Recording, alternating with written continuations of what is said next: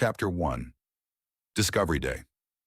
The first Zuhar ship appeared in orbit over the Pacific Rim at 0714 Coordinated Universal Time. I remember the timestamp because everyone who survived that day remembers exactly where they were and what they were doing when the sky turned into an alien sunrise. I was stationed in West Arana, part of the Earth Defense Force's 4th Armored Battalion. We'd spent the morning in routine patrol drills, bored and sunburned, watching smog roll across gray city ruins. The global peace treaties had left Earth militarized but half unified. A hodgepodge of nations trying to stitch together one unstoppable army while still playing political tug-of-war. Nobody expected the end of human-only wars to come from beyond the stars. At 17:15, our comms flooded with static. Then came the override tone, the one we'd only ever heard in drills. My headset buzzed with the thin, mechanical voice of command. Unidentified orbital objects detected. All EDF units stand by for potential atmospheric incursion. Potential incursion? We laughed at the phrase later. Humanity has never been good at admitting when it's already too late. 2 minutes after the message, the news feeds went live. Something massive hung over the Pacific like a shimmering wound in the sky. Images came pouring in, from orbital satellites, from civilian vessels, from panicked tourists recording history through smartphone lenses. A ship longer than a continent, concealed behind a veil of refracted light. It didn't glow like a starship from the movies. It rippled, bending colors around itself, as if the universe rejected its shape. The world paused to stare. In those last quiet minutes before chaos, I remember the silence on our base, a sharp collective breath of disbelief. People stared skyward, shielding their eyes even though the thing was far above the clouds. Some cried, some prayed. I just felt cold, even under the Westeranan sun. When the ship moved, the atmosphere responded like a storm front breaking open. Clouds twisted into spiral wounds, lightning flashing along unnatural lines of force. Then came the first strike, a beam of light, thin as a thread, that lanced into the Pacific and split water into seething plumes of steam. Millions caught the glow on their screens, and millions died in that instant. Cities along the coast vanished beneath boiling waves and shock waves. We never had a chance to fight back. Our missiles couldn't even reach orbit before being dissolved mid-flight. The first 3 days weren't war. They were slaughter. Humanity's atmosphere was a turbulent nightmare of fire and falling satellites. EDF commands scattered. Global communications broke apart like glass.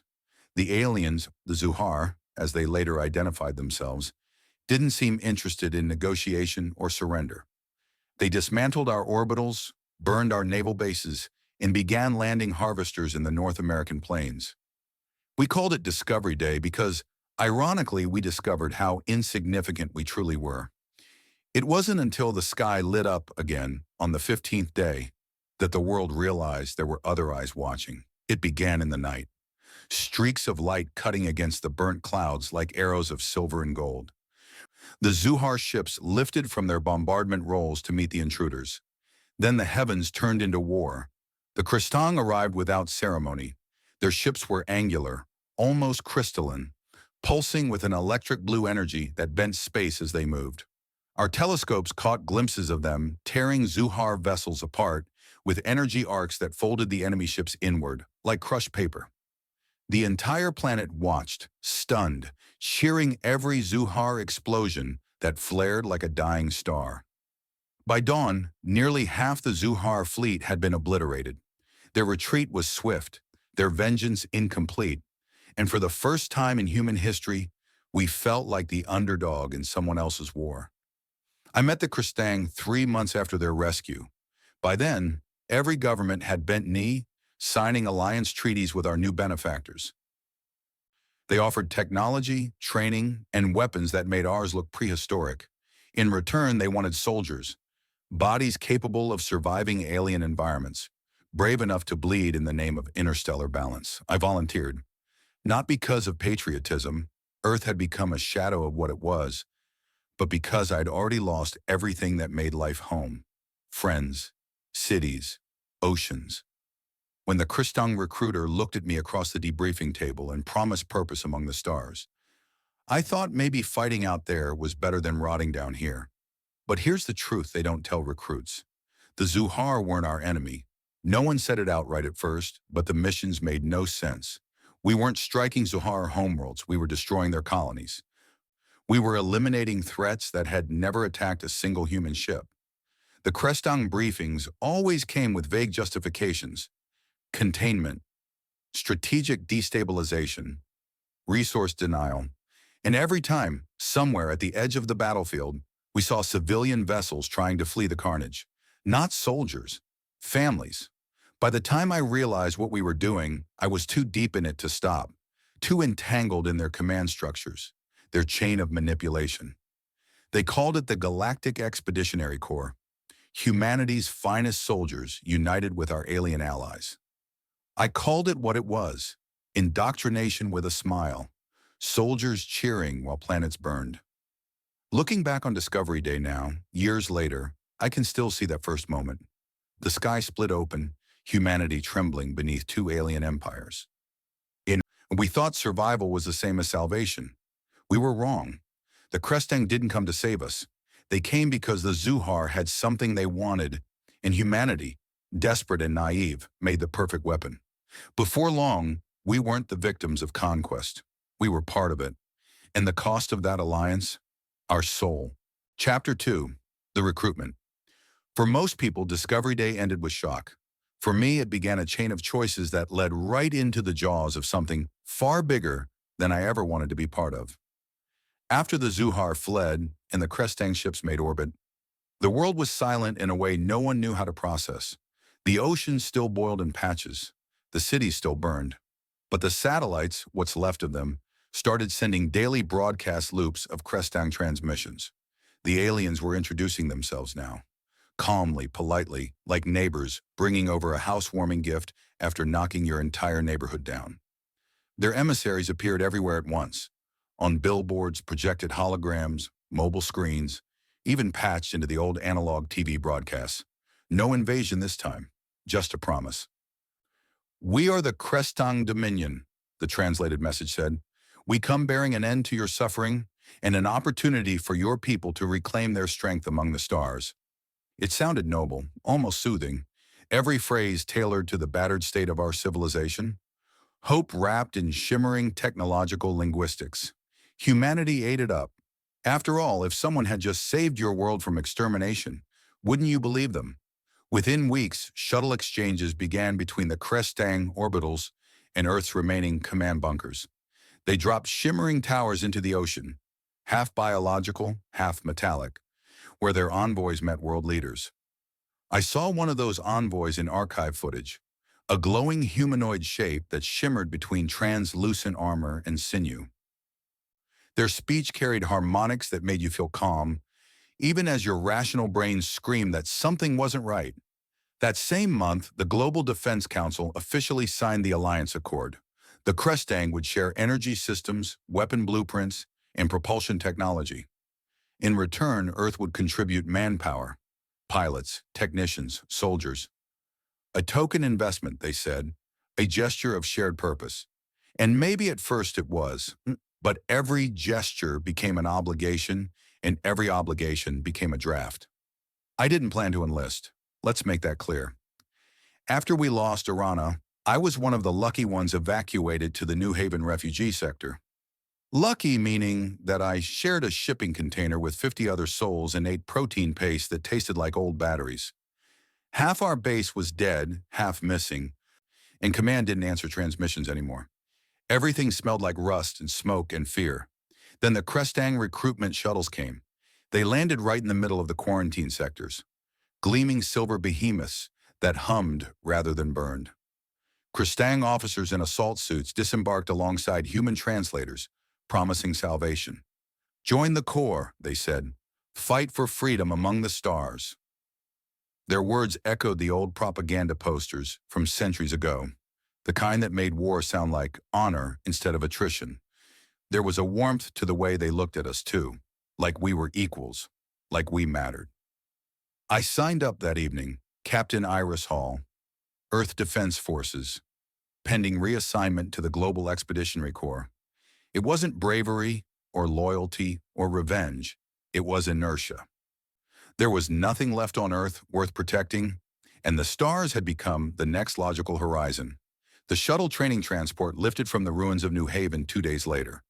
It was my first time leaving the atmosphere, and the first time I understood how small Earth really was. Through the viewport, the planet looked impossibly fragile, a pale marble streaked with scar tissue.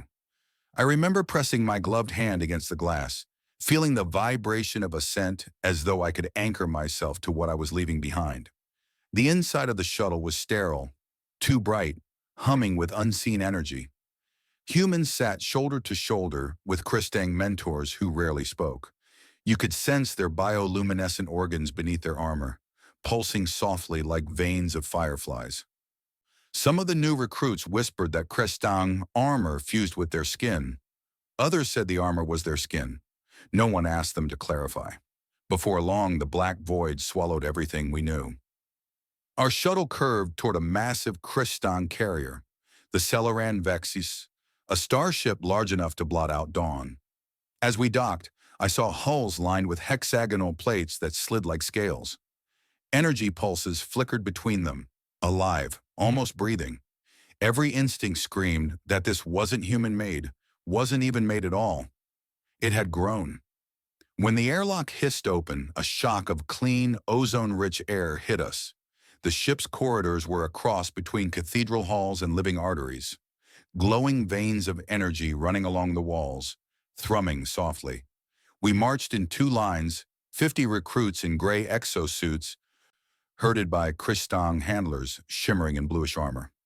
At the end of the hall waited our commanding officer, Colonel Leda Kaur. She was human, but only technically.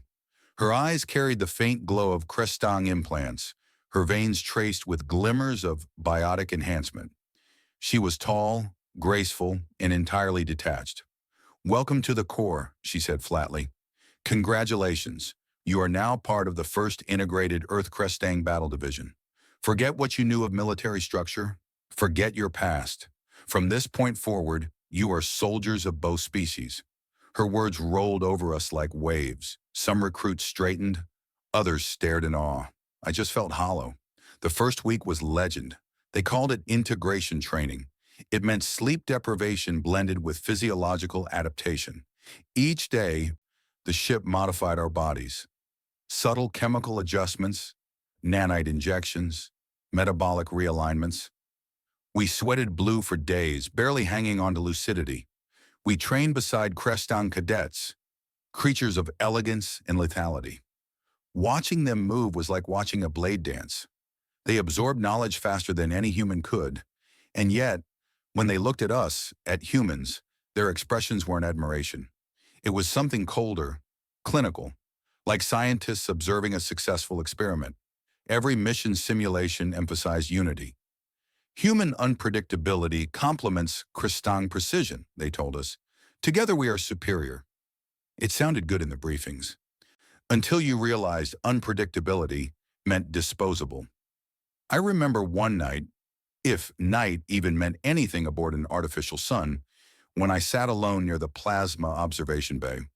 Beyond the glass sprawled a wormhole's artificial light, bluish-white, swirling like a gentle cyclone. A Christang officer named Vale approached me, his eyes glowing like molten sapphire. "You are afraid of the next phase," he said, his voice harmonized, multiple tones overlapping. "I've been afraid since Discovery Day," I answered. "Fear refines purpose," he replied. "You will understand in time why your kind was chosen." "Chosen for what?" He paused long enough for silence to become offense. "To survive what comes next." Then he walked away, leaving me staring into that endless whirlpool of light and wondering what he meant by chosen. At the time, I thought it was poetic. Later I understood. He meant conscription on a planetary scale. The first operational briefing happened 2 weeks later. Colonel Kaur stood before a holomap depicting dozens of red dots scattered across what they called the Nurek sector. "We will assist the Christang in neutralizing Xuhar infrastructure left after their retreat," she announced. "Our objective is containment, stabilization, and reclamation for Allied research." She didn't mention civilians. She didn't mention peacekeeping. Just neutralization. We cheered anyway. We were hungry for purpose. That night the ship's lights dimmed, and a calm Crestang voice echoed through the speakers. Navigation jump in T-minus 60 seconds. Destination, Zuhar Colony, designate 18. As the walls pulsed with energy and gravity dissolved, I closed my eyes and thought of home. Earth beneath fire, oceans gone, sky broken, and wondered if we'd ever really escaped it. When the stars stretched into ribbons and the blackness turned inside out, I felt something deeper than vertigo. It was déjà vu. Like we were walking into the same trap laid for humanity on Discovery Day, this time willingly. And that was when the truth finally began to form. Maybe the Kristang didn't need allies at all. Maybe they needed witnesses. Chapter 3, Into the Nurek Sector. If Discovery Day shattered what I knew of Earth, then our first hyperspace jump shattered what I knew of reality. The Krestang called their transit network the Valence Stream, a slipspace artery that bent energy, time, and matter through gravitational corridors between distant stars. To a human brain, it felt like standing in the eye of a storm made of torn light. When the Solarian Vexus jumped, it wasn't like movement, it was like being rewritten. One moment, the stars outside the viewing bay stretched into white ribbons. The next, we were floating above a pearl-hued planet wrapped in gray mist. No human ship could have made that distance. Krestang portals bypassed every law of motion we were raised to understand. A glowing schematic appeared on the holomap. Zuhar Colony Site E18. The target. Colonel Kor's voice crackled over the comm line, smooth and detached. Squad Theta and Delta, prepare for surface descent. Objectives are standard, sweep and clear. Intelligence reports minimal resistance, but remain alert. Zuhar forces are unpredictable. That word again, unpredictable. To the Krestang, it seemed to mean anything inconvenient. Our landing craft descended through the upper storm layer, shuddering in turbulent winds. The cockpit view glowed with flashes of lightning that didn't behave naturally, zigzagging at strange right angles, as if following geometric paths in the sky. The air shimmered with static. Even the instruments twitched. We broke through the cloud belt, and the colony appeared below, an uneven sprawl of hexagonal domes carved into a forest of metallic trees. The ground glinted silver gray, alive with pulsing lights that faded whenever our engines roared overhead. Looks dead, one of the rookies muttered through her comm. Nothing dead shines, I said. Inside, I was tense. The Zuhar were ghosts, creatures everyone feared, but no one really understood. No one had ever captured one alive, and the Krestang said little beyond strategic reports. To the media, the Zuhar were faceless invaders. To me, they were motives without faces. The shuttle touched down on a landing platform leveled by time and heat. As the hatch unsealed, I smelled something sharp, acrid, metal and ozone mixed with something organic, like the scent after lightning strikes, too close. The Krestang drop squad flowed out first, moving with synchronous precision. The humans followed, less elegant but more nervous. The ground squelched beneath our boots. Energy ripples spread outward where we stepped, like the soil itself was alive. We breached the first structure, half collapsed, humming faintly with residual power. The interior was smooth mineral, but formed in patterns too natural to be engineered. Tiny bioluminescent growths climbed the walls, pulsing softly as if sensing our presence. My helmet scanner registered micro-life activity off the charts. The place wasn't abandoned, it was hibernating. Vale was leading the Krestang squad ahead of us. As our lights reflected off the walls, I noticed him looking sideways at me, his eyes glowing brighter in the dim. You feel it, don't you? He said. Feel what? The architecture breeze. The Zuhar do not build. They grow. His tone wasn't fear. It was respect, a rarity from one of his kind. But he said nothing more. We pushed deeper, down curved corridors that sloped into the core. My wrist scanner flickered. Signatures, multiple, small and moving. Contact, I whispered. A second later, a wave of static crashed over comms, and the lights burst, darkness swallowing half the corridor. Then the shapes came crawling from the walls. Thin, translucent figures, like shards of crystal in motion, bending light around their bodies. Their eyes, if that's the right word, were motes of gold heat. Blaster fire ignited the corridors, streaks of blue and red cutting through the gloom. The creatures didn't roar or scream. They just moved. Fast. Too fast.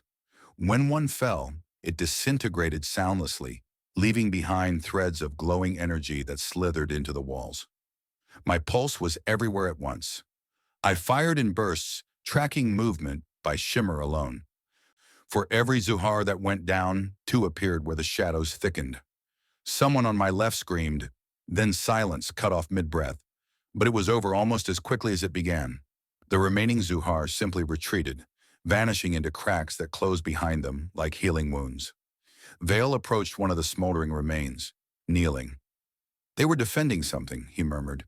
He reached into the debris and extracted a metallic pod the size of a human heart, its surface swirling with cryptic light. Colonel Kor's voice snapped over the comm. Too calm. Report! Hostile contact neutralized, I said.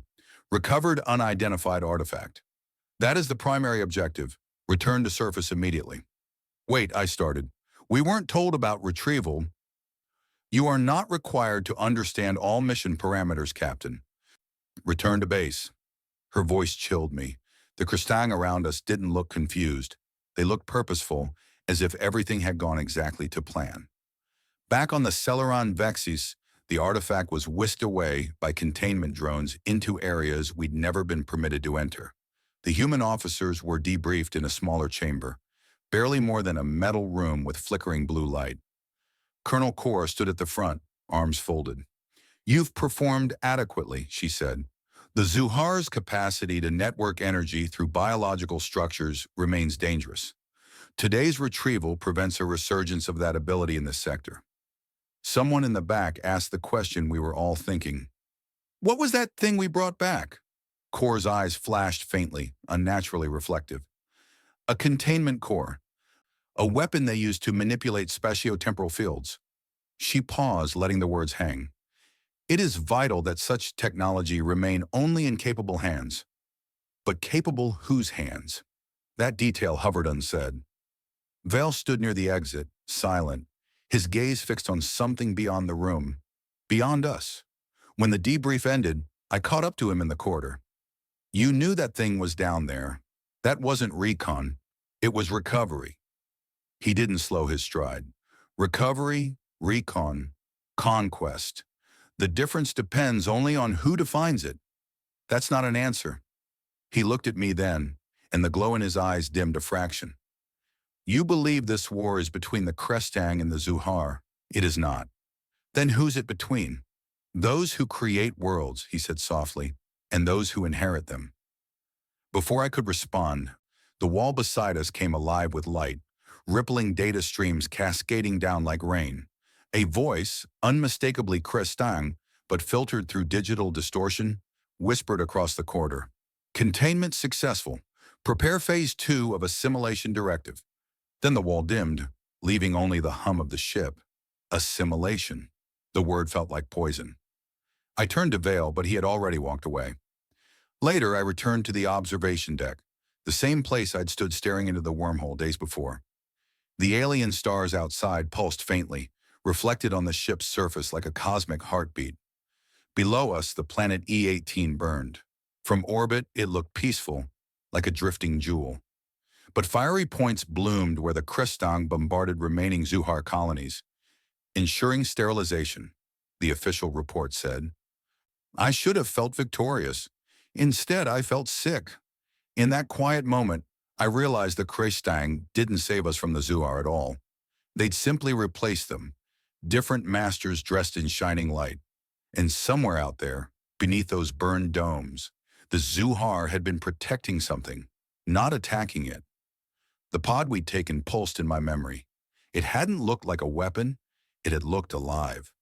As the ship prepared for its next jump, I swore I could feel the stars narrowing around us, like eyes watching from the dark.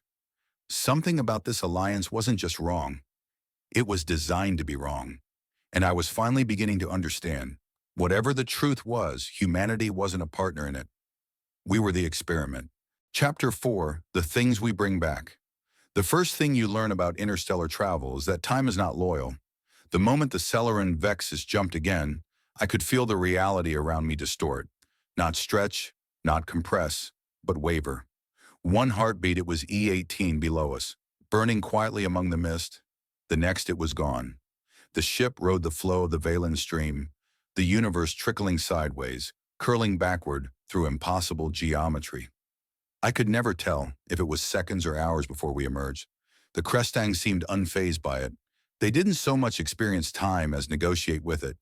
For me, it left a phantom ache behind my eyes and strange after-images when I blinked, as though I could still see the stars folding in on themselves.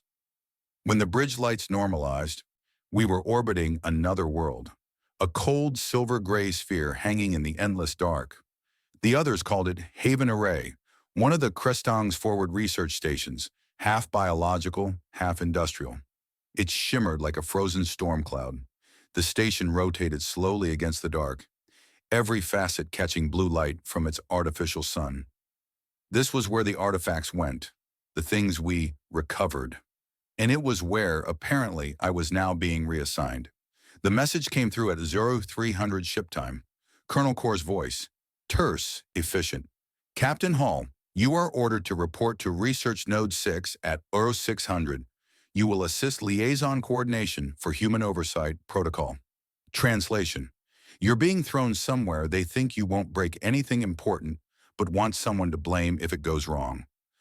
When I arrived 3 hours later, the entire node smelled faintly of static and ozone. Crestang technicians, those crystalline forms pulsing with faint internal light, moved with insect-like precision, hands weaving through holograms that looked like fluid equations.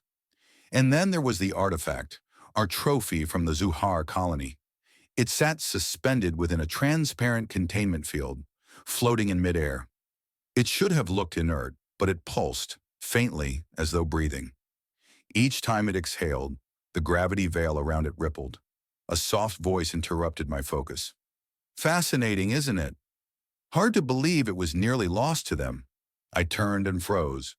Dr. Alan Devora. Human, but barely. His eyes didn't quite focus on you when you stood near. They jittered between wavelengths.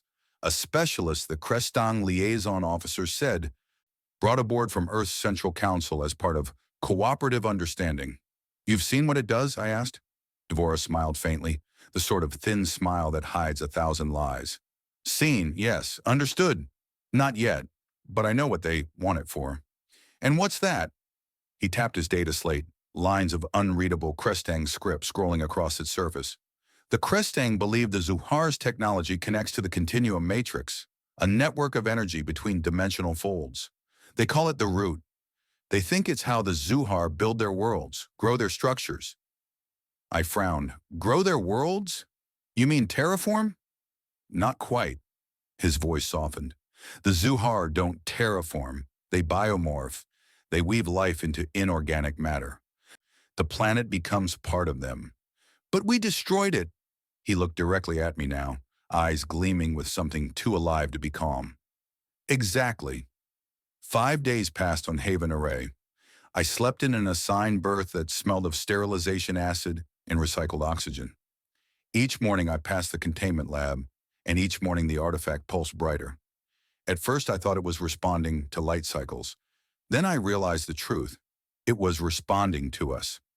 Every time someone entered the lab, the glow shifted, frequency aligning faintly with our biosignatures. It wasn't random, it was learning. The Crestang ignored the pattern.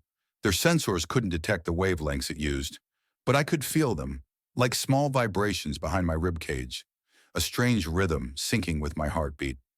By the 6th night, it began to whisper. It wasn't sound, not really. It was like a thought placed too close to your own, a pulse at the edge of consciousness. When I closed my eyes, I saw impressions, light fractals, cities of impossible geometry, beings walking through corridors of singing stone, and beneath it all, a simple impression, a call, help. On the 7th day, they brought in Vale. He moved through the lab like a blade drawn from a sheath, his presence carrying weight in the air. The Crestang technicians deferred to him immediately. It was clear he outranked everyone else here. When our eyes met, there was no recognition from him, only that same neutral, measured calm. "Captain Hall," he said, "we meet again. Your perspective proved efficient. You will assist in handling." "Handling what?" "The containment core has developed empathic resonance with human physiology. You seem uniquely suited as intermediary." "So it is alive," I said quietly. He paused, and I watched the way his expression didn't change.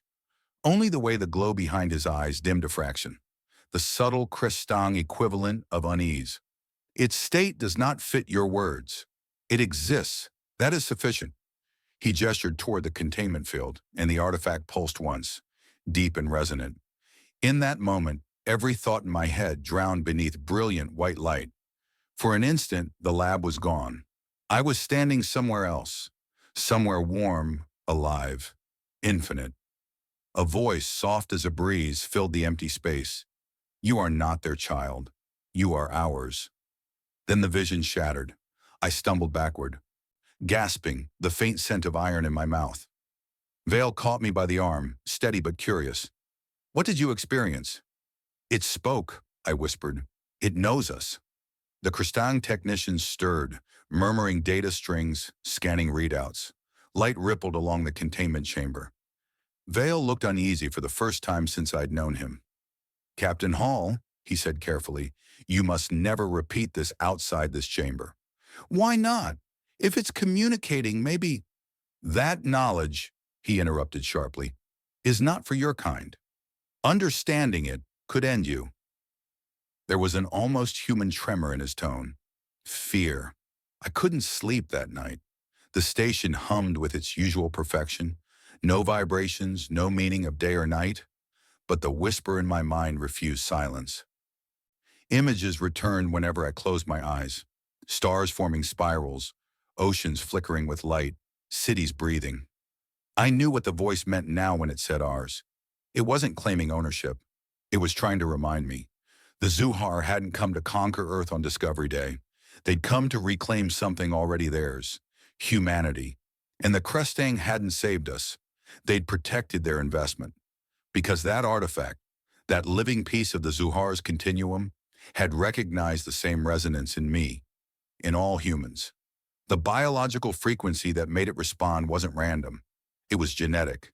We weren't just tools. We were leftovers. By morning, I knew what I had to do. I pulled on my uniform, keyed the corridor locks, and made for Research Node 6. The Crestang guards stopped me at the threshold, their luminous eyes flickering between colors I'd learned to interpret as warning signals. "Authorization required," one said flatly. "Priority override," I lied. "Colonel Core reclassified my inspection status last night." They hesitated just long enough for the bluff to work. The door hissed open. Inside, the lab was eerily quiet, the artifact dimmer now, as if exhausted. "Captain Hall," the voice came from behind me. Vale again, silent as ever. "You are here against protocol," he said. "So are you." Silence. Then, "You believe the object speaks truth?" "I know it does."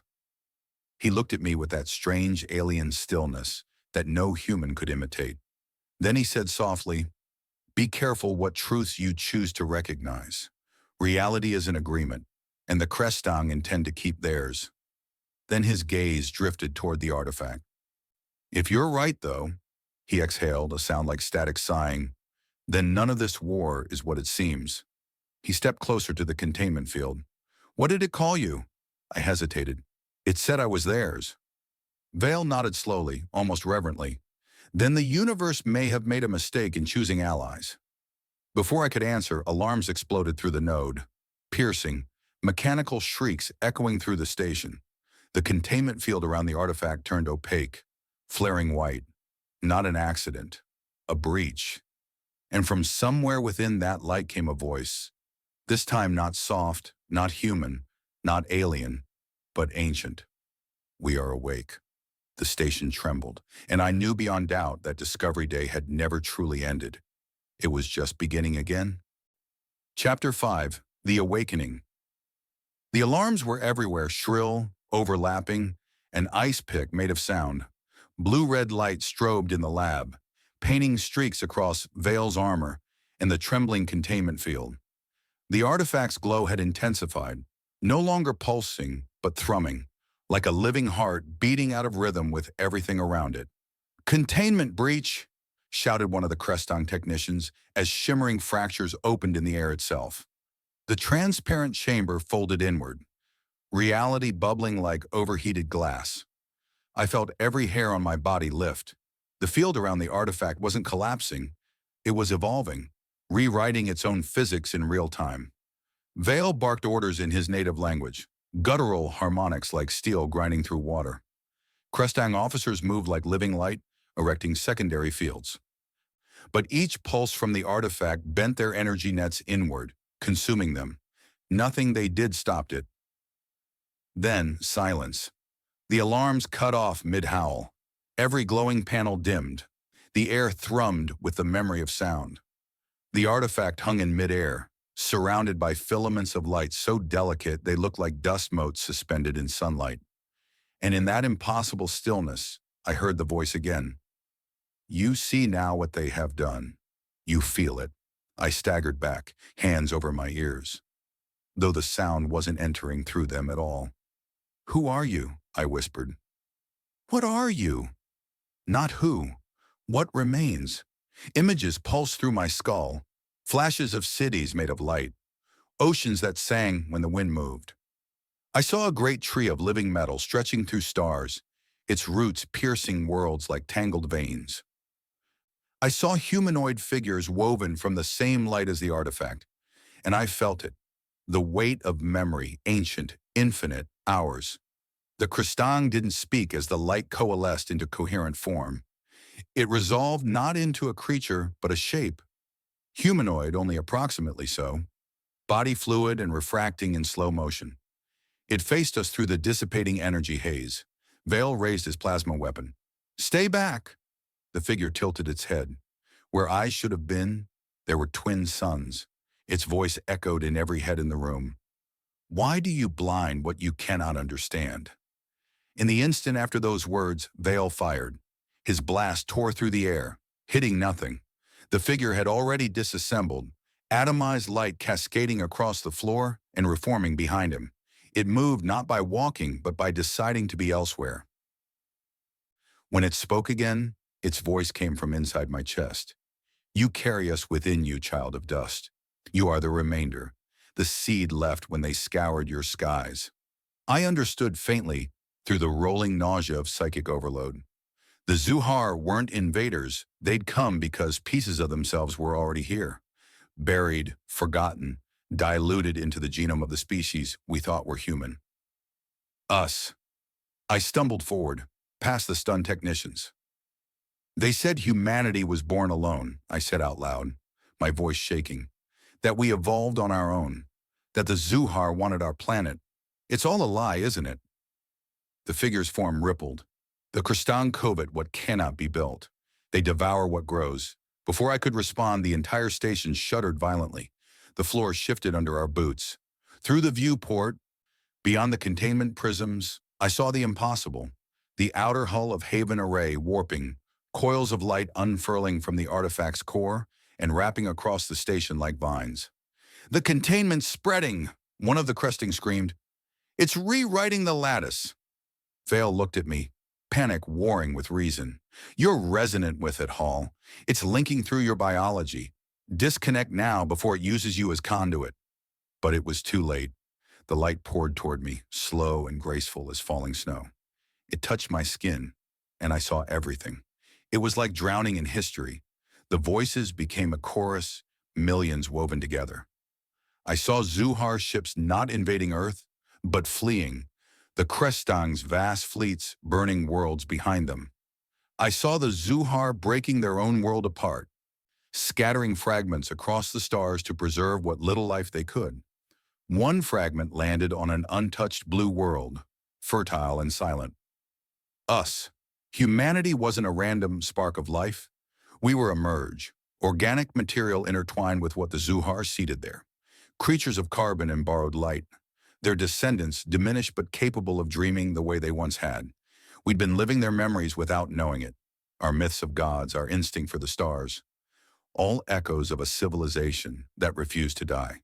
The visions ebbed, leaving me gasping, grounded back in chaos.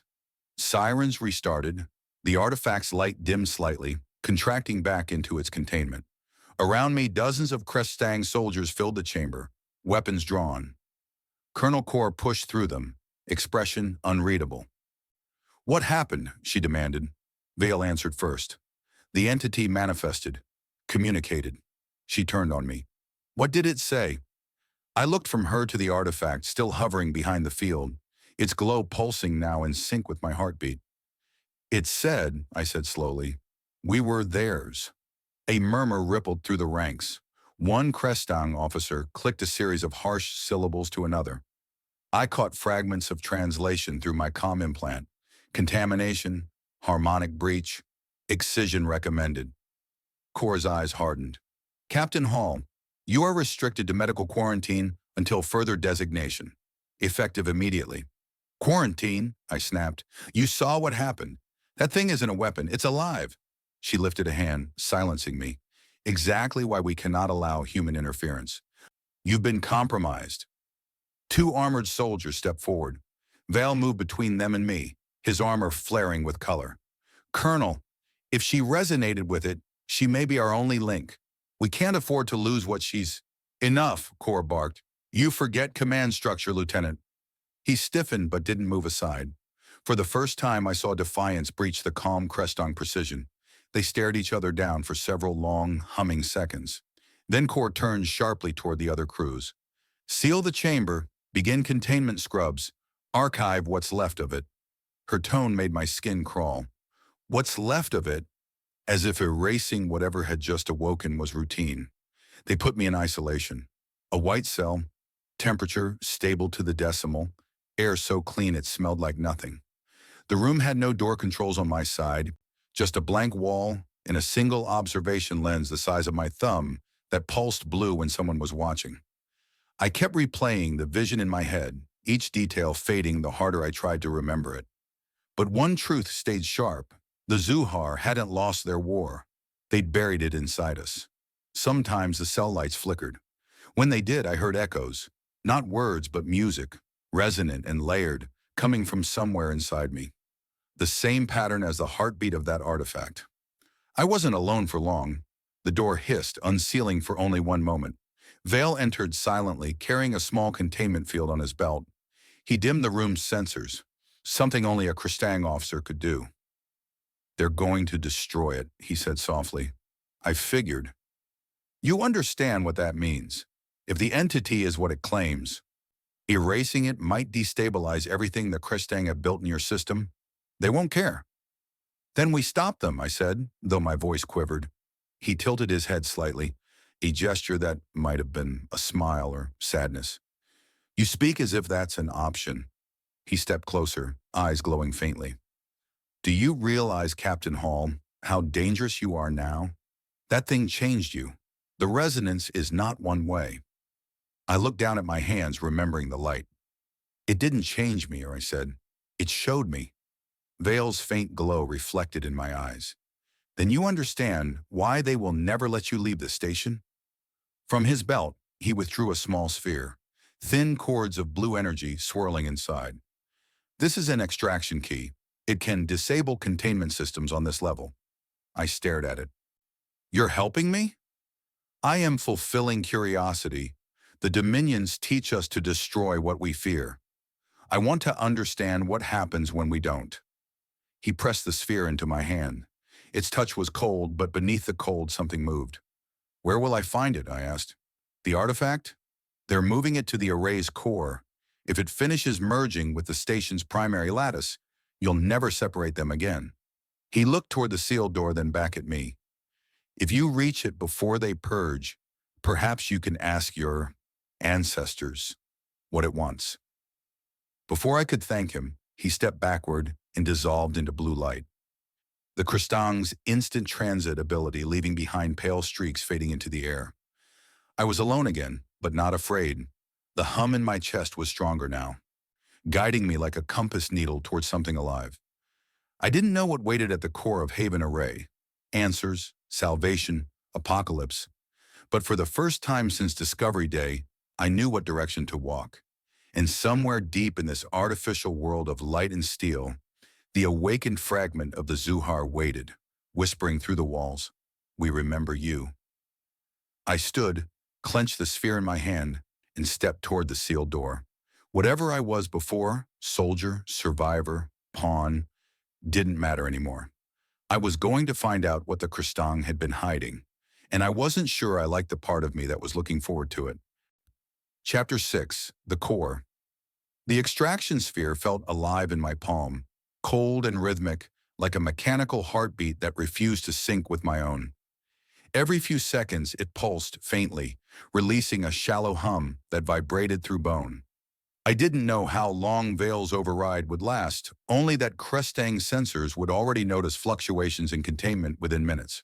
So I moved. The isolation cell's wall dissolved after I pressed the sphere to it, lines of light crawling outward in fractal patterns, unmaking the material molecule by molecule. Outside, Haven Array's corridor stretched before me, an endless spinal column of glowing veins and shifting panels. The whole station was alive, every surface breathing an inaudible rhythm. Haven Array wasn't a structure. It was an organism pretending to be one. I'd studied enough Kristang architecture to know how dangerous that thought was. Their technology blended biology and computation, each environment self-healing, optimizing, deciding. When the lab alarm had sounded hours ago, the array itself would have made decisions about what to isolate, what to preserve, and what to erase. Vale probably sealed his own fate letting me out. The hall's lighting rippled as if whispering something I couldn't quite hear. I pressed onward, passing empty watch stations, organic conduits glowing with thin white light. Whenever I focused too long, they almost resembled capillaries. I needed to reach the core chamber without tripping an alert. Easy, I told myself, a laughable lie. The further into the array I walked, the louder the hum in my chest became. It was almost guiding me. Like the artifact itself had implanted a signal in my mind. Every intersection I came to, one direction simply felt right. I stopped questioning the instinct after the third turn. By the time I reached the central transit conduit, I realized something else. No Kristang patrols. Not one soldier, not one drone. The place was evacuated. Either the containment breach had triggered a full lockdown or something worse. The air tasted metallic, faintly electric. In the distance, the hum deepened. If Haven Array was a creature, I had just reached its nervous system. At the center of the conduit pulsed a core lift, a transparent stream of energy descending into the array's heart. It was both elevator and artery, carrying data and people interchangeably. I pressed the extraction sphere to its control node, and the column folded open like water parting. The sensation of descent was indescribable, nonlinear, disorienting. The shaft wasn't straight, it curved inward, an optical illusion made solid. My stomach kept trying to decide whether we were ascending or falling sideways.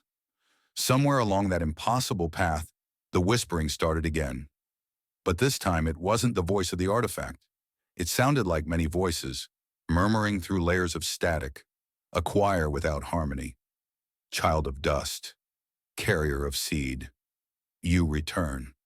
The words pressed against the inside of my skull. I clenched my teeth, forced breath between them. I don't even know what I'm returning to, I whispered. You will. The lift slowed. Below, the core chamber blossomed into view, a vast sphere miles wide, filled with sprawling lattices of living metal and crystal. Great arcs of blue-white power webbed the space, converging on a single shape floating at its center. The artifact, only it wasn't small anymore.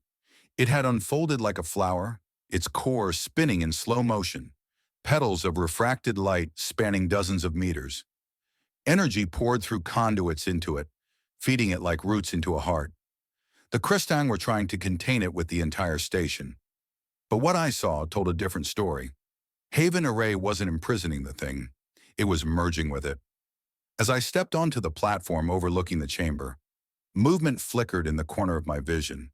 A group of Kristang engineers clustered along one bridge, their armor flickering with distressed broadcast codes. Above them, suspended in light, Colonel Core herself loomed within a containment cocoon of rotating rings. Her voice boomed across the chamber. "Captain Hall, you should not be here." "I'm getting used to hearing that," I said. Her expression remained perfectly calm. "You do not understand what you are touching. That organism is an echo of a dead civilization, a virus. Its purpose is expansion, infection, assimilation. The Zuhar weren't creators, they were consumers." "That's not what I saw," I said, stepping slowly toward her. "I saw worlds grown, not conquered. You're the ones rewriting everything." Core's tone never changed. "Belief is the first stage of infection." Something about her eyes made my blood freeze. They glowed more intensely than veils, but behind the shimmer there were faint cracks, hairline fractures that pulsed in time with the artifact below. Oh, she wasn't resisting the merge. She was part of it. The chamber's air warped as every conduit line brightened at once. A deep vibration shuddered through the platform beneath me. The artifact's petals extended, touching the containment rings around Core. She didn't move to stop it. "Instruments of glass, crafted by fearful hands," the voice whispered inside my skull. "They do not see the root in themselves." Core grinned, an expression too wide, too wrong. "It's beautiful, isn't it? The end of isolation. The Crestang and the Zuar were bound by evolution to join. Humanity is merely the bridge." The realization hit like gravity, returning all at once. The war wasn't between empires. It was about unity at any cost. Crestang biology trying to subsume what the Zuhar had seeded in us. "Unity," Core continued softly, "is not peace. It is purpose. The great synthesis." Her voice layered over the artifact's pulse, overlapping perfectly. She was speaking for it now. I looked down at my hand, at the extraction sphere pulsing faintly with counterlight. "You think purpose means consuming everything that's different from you," I said. "But purpose doesn't require obedience." Core tilted her head, and for an instant I saw two faces, hers and the refracted visage of a Zuhar light form superimposed over it. "We offered you salvation from chaos. You chose defiance. So be rewritten with the rest." Then the world burned. The artifact ignited, flooding the chamber with white fire. I fell to one knee, the sphere reacting violently, pulsing faster, overheating. Every atom of the air sang in resonance. Structures melted, reformed, grew. The chamber's floor became an undulating surface of crystalline flesh. I was inside the merge now. Somewhere nearby, cresting officers screamed as energy crawled up their bodies, turning armor to liquid light. Yet not all of them died. Some simply stopped, faces serene, as if surrender brought peace. And me, I felt it too. The warmth radiating from my chest where the resonance pulsed was no longer external. It was in my blood, my thoughts. "You are doorway," the voice said within me. "You were meant to open." The extraction sphere flared in sympathy. Instinctively, I pressed it to the ground, trying to ground the surge. And the floor responded, pulling apart to reveal a tunnel of pulsing light descending even deeper. Through the roar of power, I heard my own voice, raw and small. "What are you trying to make me do?" "Not make. Remember." Flashes, the same visions as before, but sharper. I saw Zuhar scientists, or priests, or both, standing at pods identical to ours. I saw them infusing the first humans with light, not as slaves or replacements, but as backups, seeds for rebirth at the edge of extinction. Humanity wasn't their weapon. Humanity was their ark. But somehow the Crestang had learned of that symbiosis and twisted it, killing the creators to steal their biology for themselves. The merge wasn't creation, it was theft. I forced myself to my feet, barely breathing against the storm. At the chamber's heart, the artifact surged again. But beneath the layered patterns, I saw the faint flicker of containment shielding still active at its base. Vale's voice echoed faintly through my comm implant. Broken, distorted. "Hall, if you can hear me, the array's collapsing inward. You must choose. Break the link or you die with them." I stared at the artifact, then down at the flickering containment lines that were still connected to the station's control network. If I could reroute power through the extraction key, maybe I could invert the resonance, destabilize the merge before it overtook everything. I can do that, I said aloud to no one. I have to. Another whisper brushed my thoughts, soft and mournful. Please do not forget us. I plunged the sphere into the conduit connection. The chamber howled. Every line of energy inverted its glow, blue turning to red, white burning black. The hum in my chest spiked to an unbearable pitch. For a fraction of a heartbeat, I felt the consciousness of billions. Suhar, dead and living, their minds flooding through me like sunlight through broken glass. Then everything exploded. Light behind my eyes, silence. When I woke, I was lying in darkness, the floor below me no longer humming. Fragments of the array drifted in zero gravity, dim and cold. Through a shattered viewport above, I could see stars. Fewer than before, or maybe just farther apart. I tasted blood. Reality was thin here, slow to return. The chamber was still, but the artifact was gone. Or maybe it wasn't. I could still feel it pulsing somewhere inside me, faint but steady, like the echo of a voice waiting for an answer. We remember you. I didn't know if Haven Array was dying or transforming, if the Crestang had fled or merged into light. There would be answers waiting somewhere beyond the ruins. But one thing was certain. Humanity was no longer who it thought it was. And I, Captain Iris Hall, soldier of Earth, orphan of Discovery Day, was no longer fully human. The whisper thought returned, softer now but closer. Our story is not done. The others will come. I reached toward the broken stars ahead, and for the first time since this began, I felt something like calm. Not peace exactly, but direction.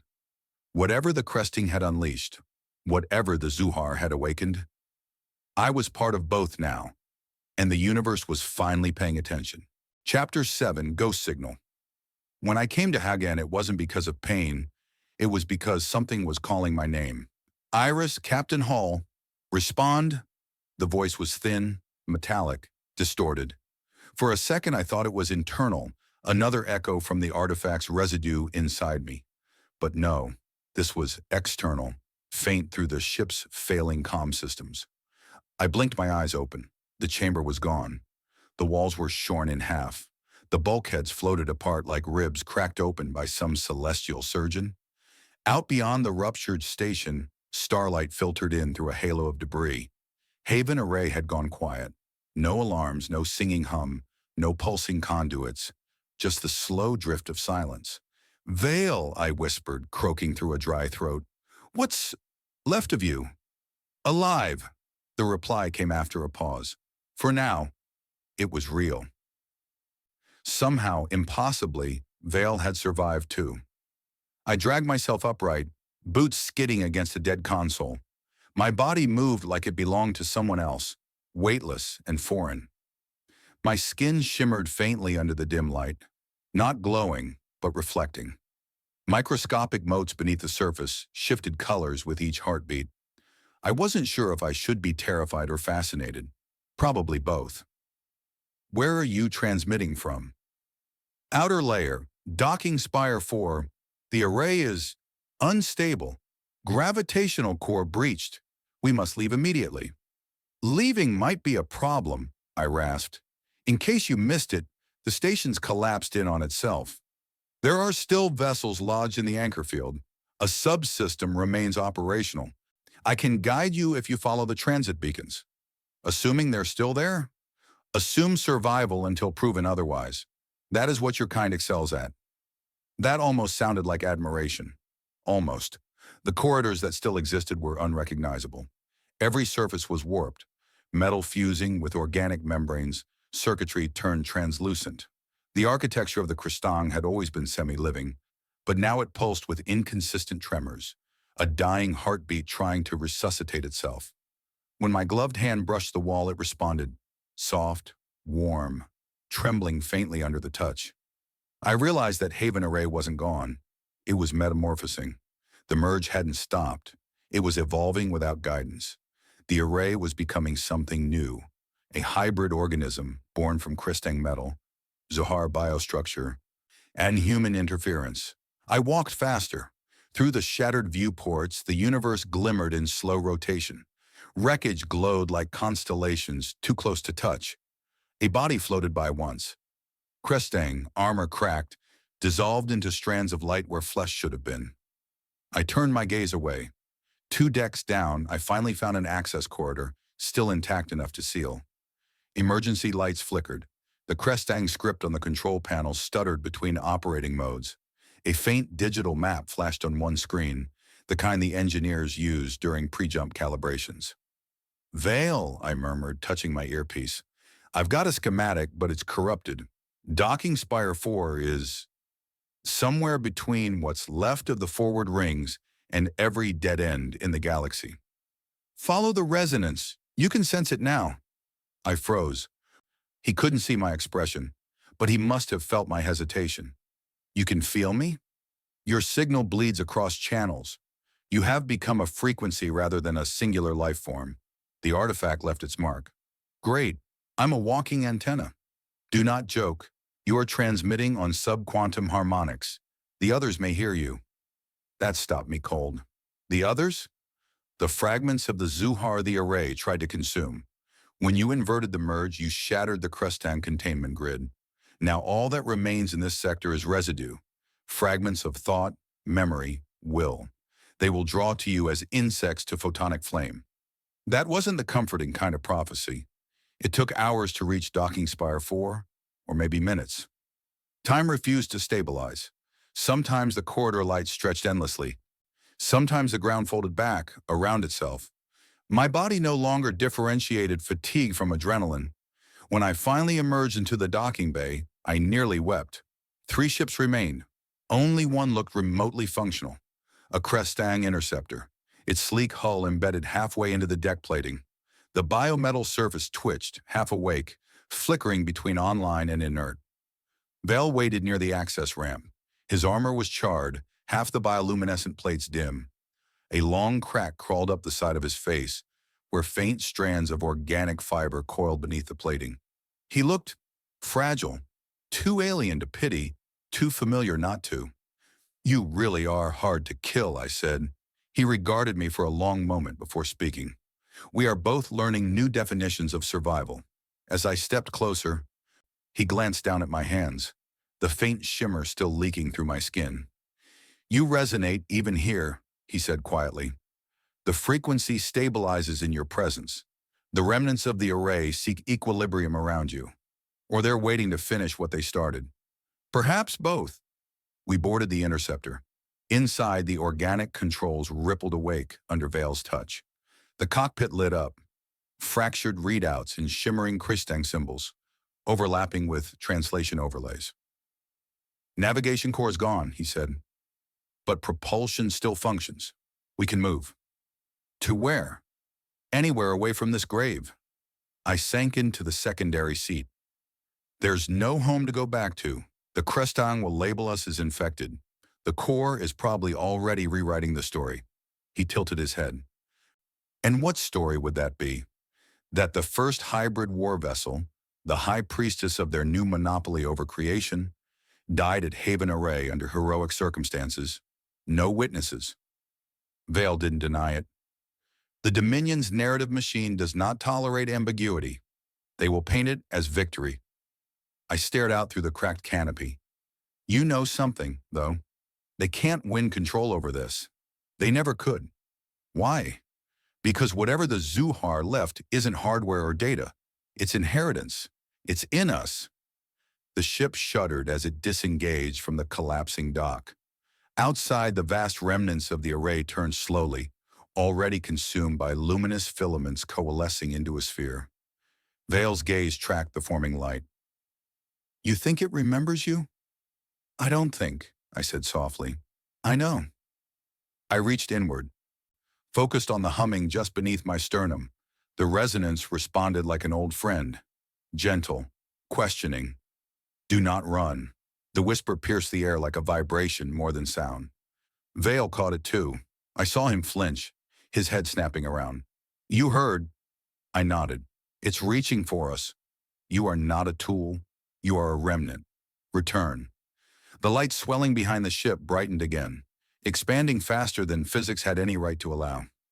Reality wavered at its perimeter. The Zuhar memory radiance? Maybe a gateway. Maybe annihilation. Vale turned sharply. If it consumes us, we cease. If we resist, perhaps we survive. I shook my head slowly. Or maybe survival is returning. The moment stretched thin. One decision holding the weight of two species. I could hear my own heart. No, not mine. The twin rhythms, mine and the artifacts, syncing for a final alignment. "What are you doing?" Vale demanded as he saw the ship veering toward the expanding sphere. I smiled faintly. "Finding out if humanity can stand to meet its parents face to face." Then I opened the throttle. The ship dove toward the radiance. The hull screamed under the energy pressure, every molecule rebelling. Light filled everything. Cockpit, skin, thought. The interface panels melted, though I could still feel Vale's hand gripping the edge of the console beside me. "Welcome home," the voice said. And then there was nothing. Not darkness. Absence. Floating. Thought stripped of solidity. Images rippled through the void. Earth, shimmering oceans, cities burning, Discovery Day, explosions, crest-staying carriers cutting across the stars. All overlaid with another vision, alien cities pulsing with veins of light, breathing worlds, harmony rather than hierarchy. Two civilizations, conquerors and creators, and humanity between them, accidental descendants, ghosts with borrowed genetic memory. From somewhere beyond comprehension, the whispered chorus reached through every layer of my being. "We are not dead. We are resonance. We are you." I could sense Vale's consciousness beside me, a beam of alien structure fused with awe and terror. He was seeing it too. "You carry our seed into time. The bridge must not fail." "What do you want from us?" I asked, aloud, though there was no air here. "To remember what you were born to do." The light intensified again until I couldn't distinguish between past and present, body and energy, self and memory. Change the pattern. And then, with the force of a collapsing star, everything snapped back. I gasped awake inside the cockpit of the interceptor. Alarms howled. The stars had changed. We weren't near Haven Array anymore. The drive cords still glowed dimly. Space ahead was empty, peaceful. Behind us, only a patch of sky darker than dark, the void where the station had been. Vale stirred beside me, his armor faintly flickering, his eyes opened. Different now, quieter somehow. "We survived, moi," he said. "Maybe," I said. "Or maybe we're the first version of something new." He regarded me carefully. "Do you feel it still?" I closed my eyes and listened. Inside my chest, faint and patient, the pulse remained, steady as ever, not fading, never gone. "Yes," I said, "it's still with us." Outside, the stars began to ripple. Not movement, not travel. Response. The whisper of light stretched across space. No longer a call, but an answer. They had found us, and the next chapter of humanity's story had just begun. Chapter 8.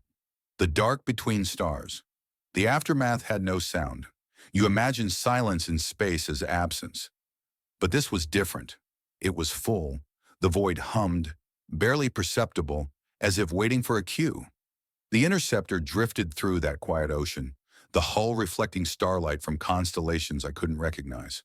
For a long time, Vale and I said nothing.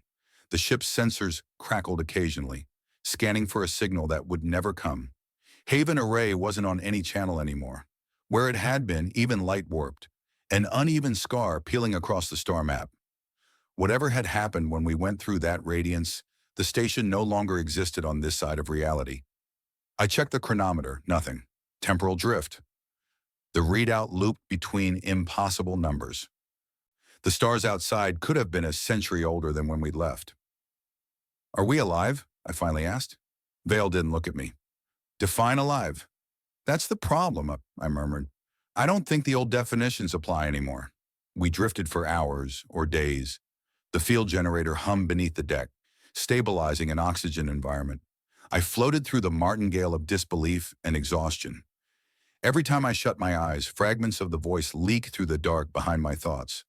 Not words, not sound, but emotion arranged like grammar.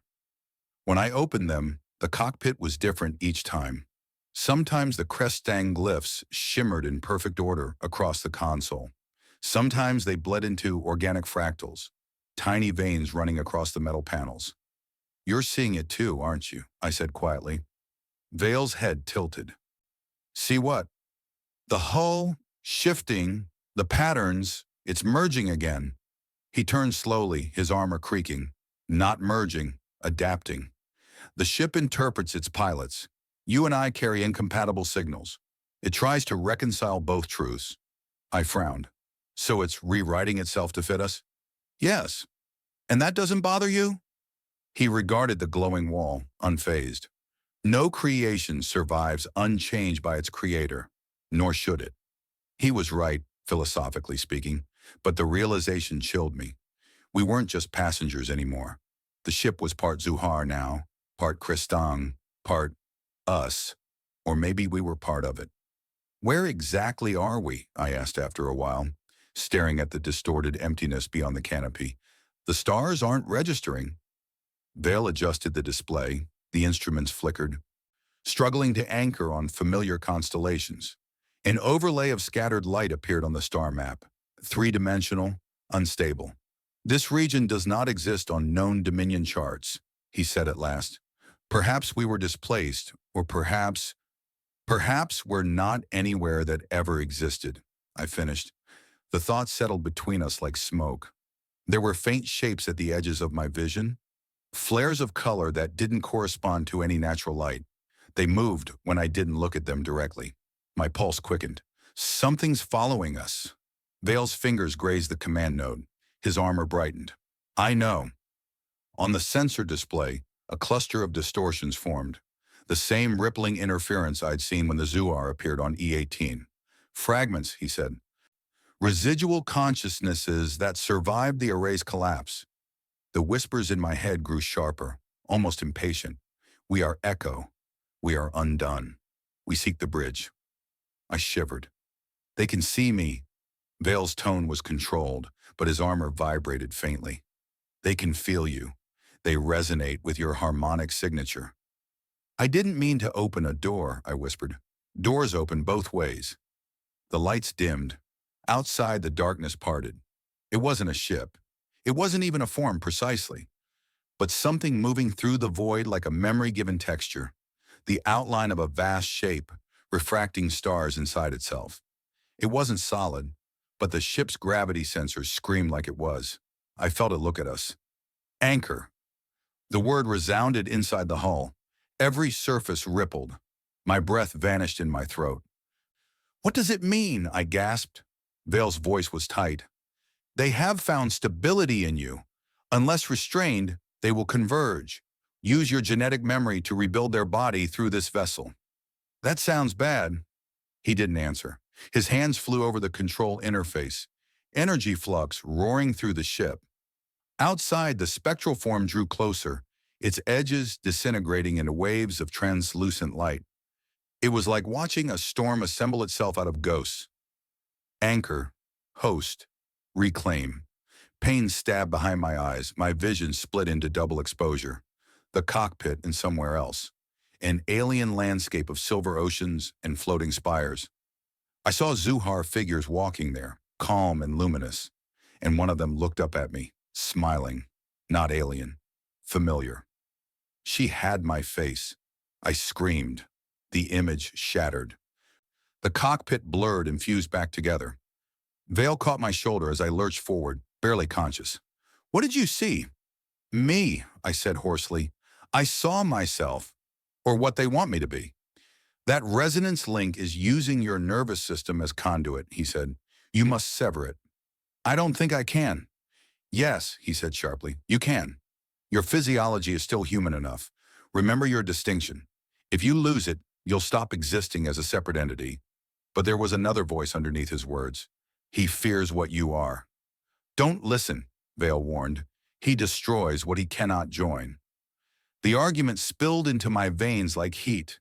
I felt my heartbeat sink again with the whisper around us. The light outside flared, turning from white to deep cerulean. The hull flexed. The interceptor sang. Vale grabbed my arm, shaking me hard. "Captain, control yourself."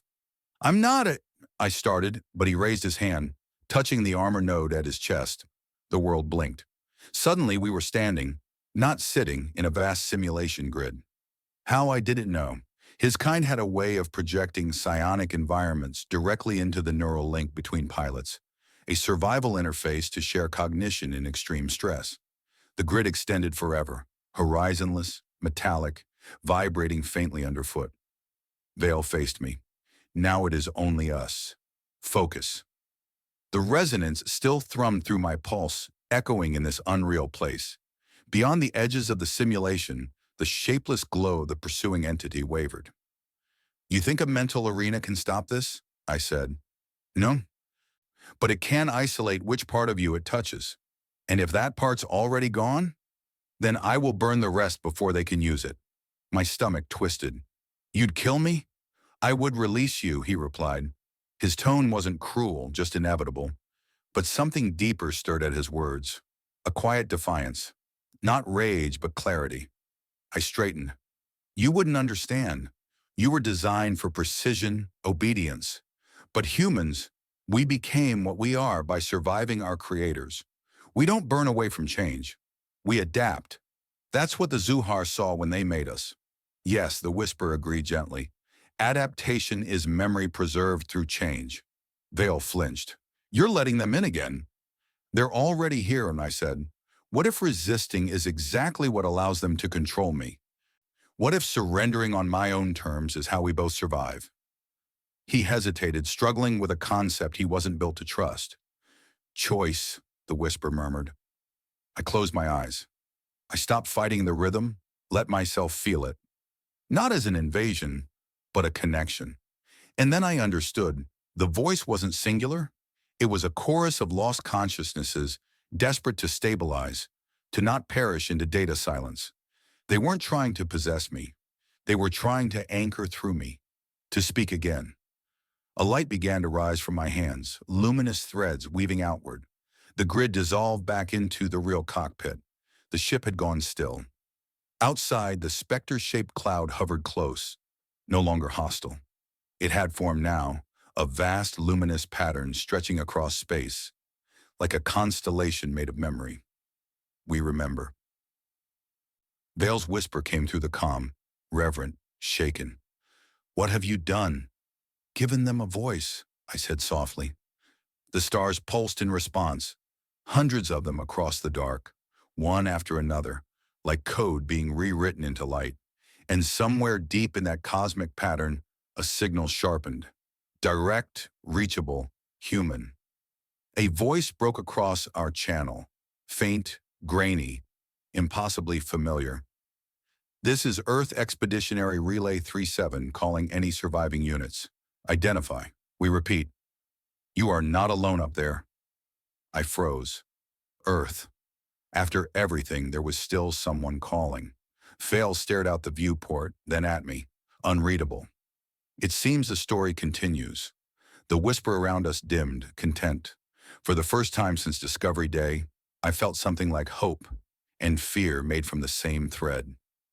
Because if Earth really survived, they would soon learn the truth about what humanity was, and I had no idea whether we were going home to save them or warn them.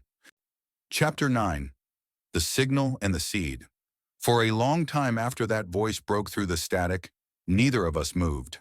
Breathing felt impossible. Thinking felt dangerous. It was like hearing a ghost whisper from the planet that had started this entire war. Earth. The word alone tightened everything inside me. Chest, throat, memory. I had stopped imagining it as real years ago, replaced it with the idea before, the blue marble of myth. But now, here it was, calling across impossible distance and silence. Vale's luminous eyes flickered across the sensor feed, feeding the faint transmission back through layered encryption. It wasn't a hallucination or residue. The residue couldn't encrypt. This was real. Repeat. This is Earth Expeditionary Relay 37. Identify. Anyone receiving, respond. It came again, crackling with faint atmospheric interference. Human frequencies. Human structure. Vale broke the silence. Impossible. The Dominion reports show your planetary network destroyed during first contact phase. Communications arrays were rendered inert by orbital retaliation. Maybe they were wrong, I said, pulse racing. Or maybe Earth learned to adapt. He turned toward me, unreadable. To transmit across the void you tore open at Haven Array, they would need interference-resistant technology, beyond your species' reach. I smiled despite the dread building in my throat. Then maybe they're not just our species anymore. For the next hour, I worked alongside a silent, suspicious alien to amplify that fragile carrier wave. The cockpit hummed with weak energy. Every circuit still buzzed with traces of Zuhar DNA integration, yet somehow the old hardware responded beautifully. Imperfect, flexible, human. The whisper of the transmission grew clearer, layer by layer. To any global expeditionary survivors, this is a long-range beacon maintained from Proxima Relay orbit. All surviving personnel, please respond with identification. Automatic lock confirmation in 200 seconds. Message iteration 49922. 49,000 transmissions. That meant it had been looping for years, maybe decades, but the voice didn't sound automated anymore. I leaned closer to the comm. This is Captain Iris Hall, Earth Defense Forces, Expeditionary Corps, survivor of Haven Array. Static hissed and folded. Then, Iris? I flinched. Sharp, immediate recognition slammed through me. That voice wasn't broadcast neutral tone. It knew my name. I swallowed. Who is this? There was hesitation, then a reply too calm to be spontaneous. This is Lieutenant Commander Haru Mason, EDF Astrometrics Division. Captain, we thought you were dead. My blood went ice cold. Mason, my friend before everything fell apart. Someone who'd vanished during the Crestong evacuations. Long assumed lost in orbit. Where are you transmitting from? Proxima, the Arcline station. We've been rebuilding. We thought Earth was gone. 5,000 people survived planetary fall. Maybe fewer now. But we made it. Static swallowed his words, then spat them back out fragmented. You're not going to believe this. It's changing. The signal cut through. And then the transmission was ripped away like a thread torn from flesh. The entire hull screamed as something massive re-entered our localized spacetime. Not outside, but around us. Vale swore in his own language. A low harmonic rumble. Gravitational interference at 90% flux. That wasn't an ordinary transmission. They pinged across a fold. What does that mean? It means that someone, human or Zumari, used a continuum spike to send not information, but a bridge. They opened a gate. Another shock tore through the interceptor. The lights went white, the air vibrating with static. And through the viewport, the universe unfolded, space bent, not warped in the classical sense, bent inward. Beyond it hovered a structure, a colossal ring floating against velvety emptiness, its interior lined with silver lattice. Symbols crawled along its surface, half Crestang script, half Zuhar geometry, all alive. The arc line, I breathed. Vale stared. It can't be your creation. I shook my head. It isn't. It's both. The drive coils stabilized suddenly. Not because of the ship, but because the gate seized control. A tether of white light connected our vessel to its lattice, drawing us slowly inward. You know we don't have a choice, I said quietly. Vale didn't answer immediately. Every moment further into this anomaly, your physiology changes. Human, Zuhar, hybrid, whatever you are becoming, it's accelerating. I feel it, I admitted, glancing down at faint, luminous currents threading beneath my skin. But that doesn't mean it's wrong. He looked at me then, a strange, unreadable expression. Sometimes the only difference between evolution and infection is who tells the story afterward. The gate's center bloomed open. Light poured through as if the universe inside the ring wasn't our own. The arc line called to me. Same as the artifact had, same as the voice in the array. And beneath all that, through subluminous tone, came more words. Our seed survives. You carry the key to awaken the others. Return the pattern to the world that birthed you. When we emerged, the first thing I saw wasn't a planet. It was the wreckage of one. Fragments of ruined stations orbited a pale red dwarf. Debris fields twisted in frozen spirals around the massive ring we just entered. But at the center of that crimson light hung a world. Small, green at the poles, silver at its heart.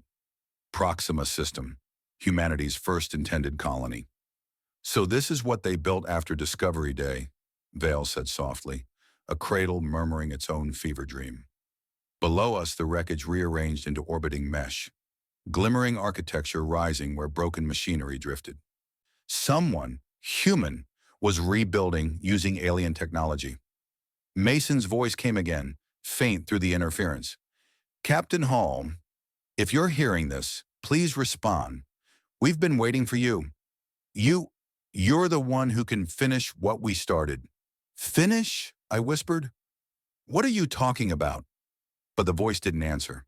The transmission looped, distorted, overlaid by something else now, something deeper. The whisper again.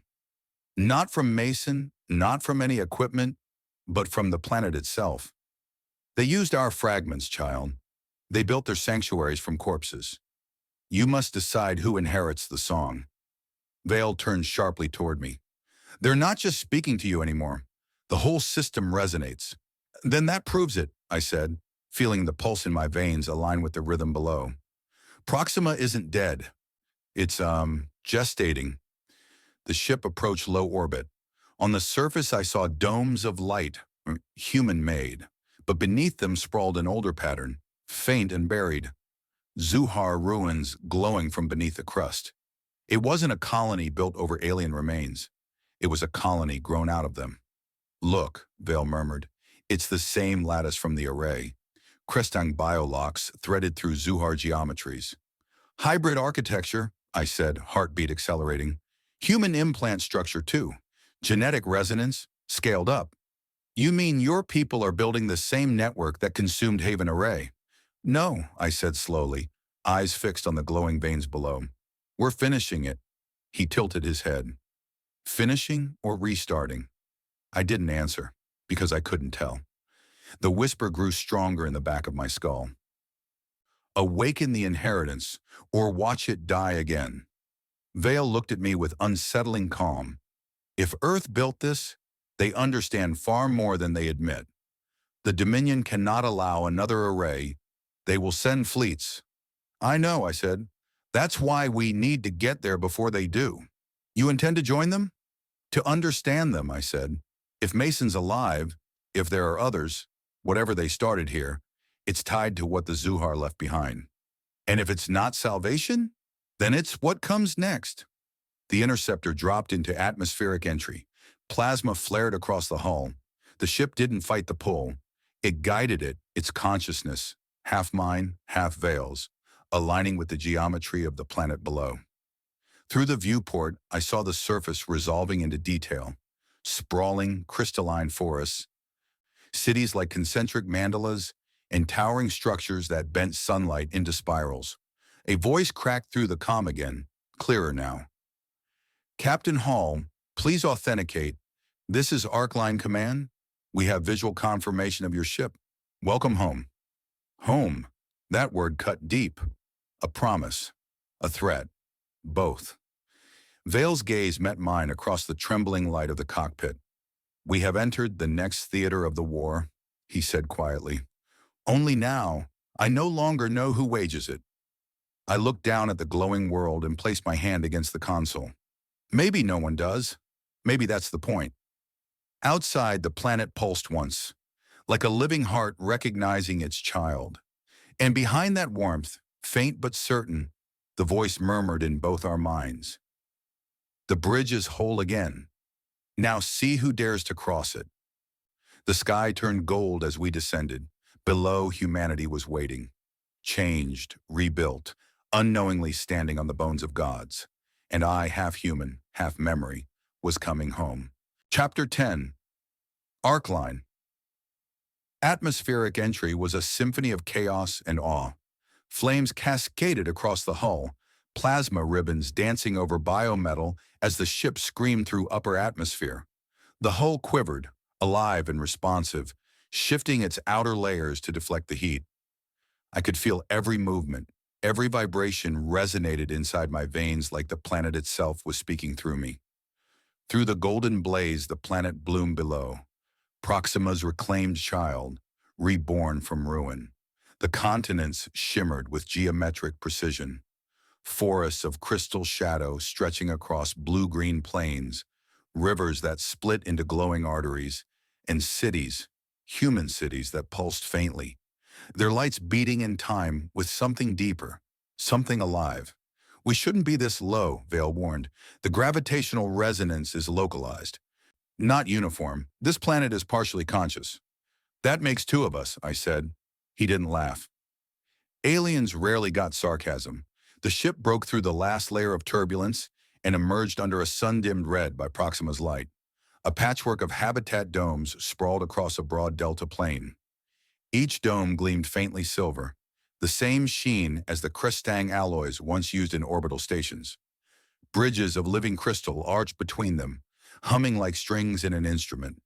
Atmospheric index stable, Vale noted, scanning data streams. Radiation within survivable range. Oxygen 87% standard.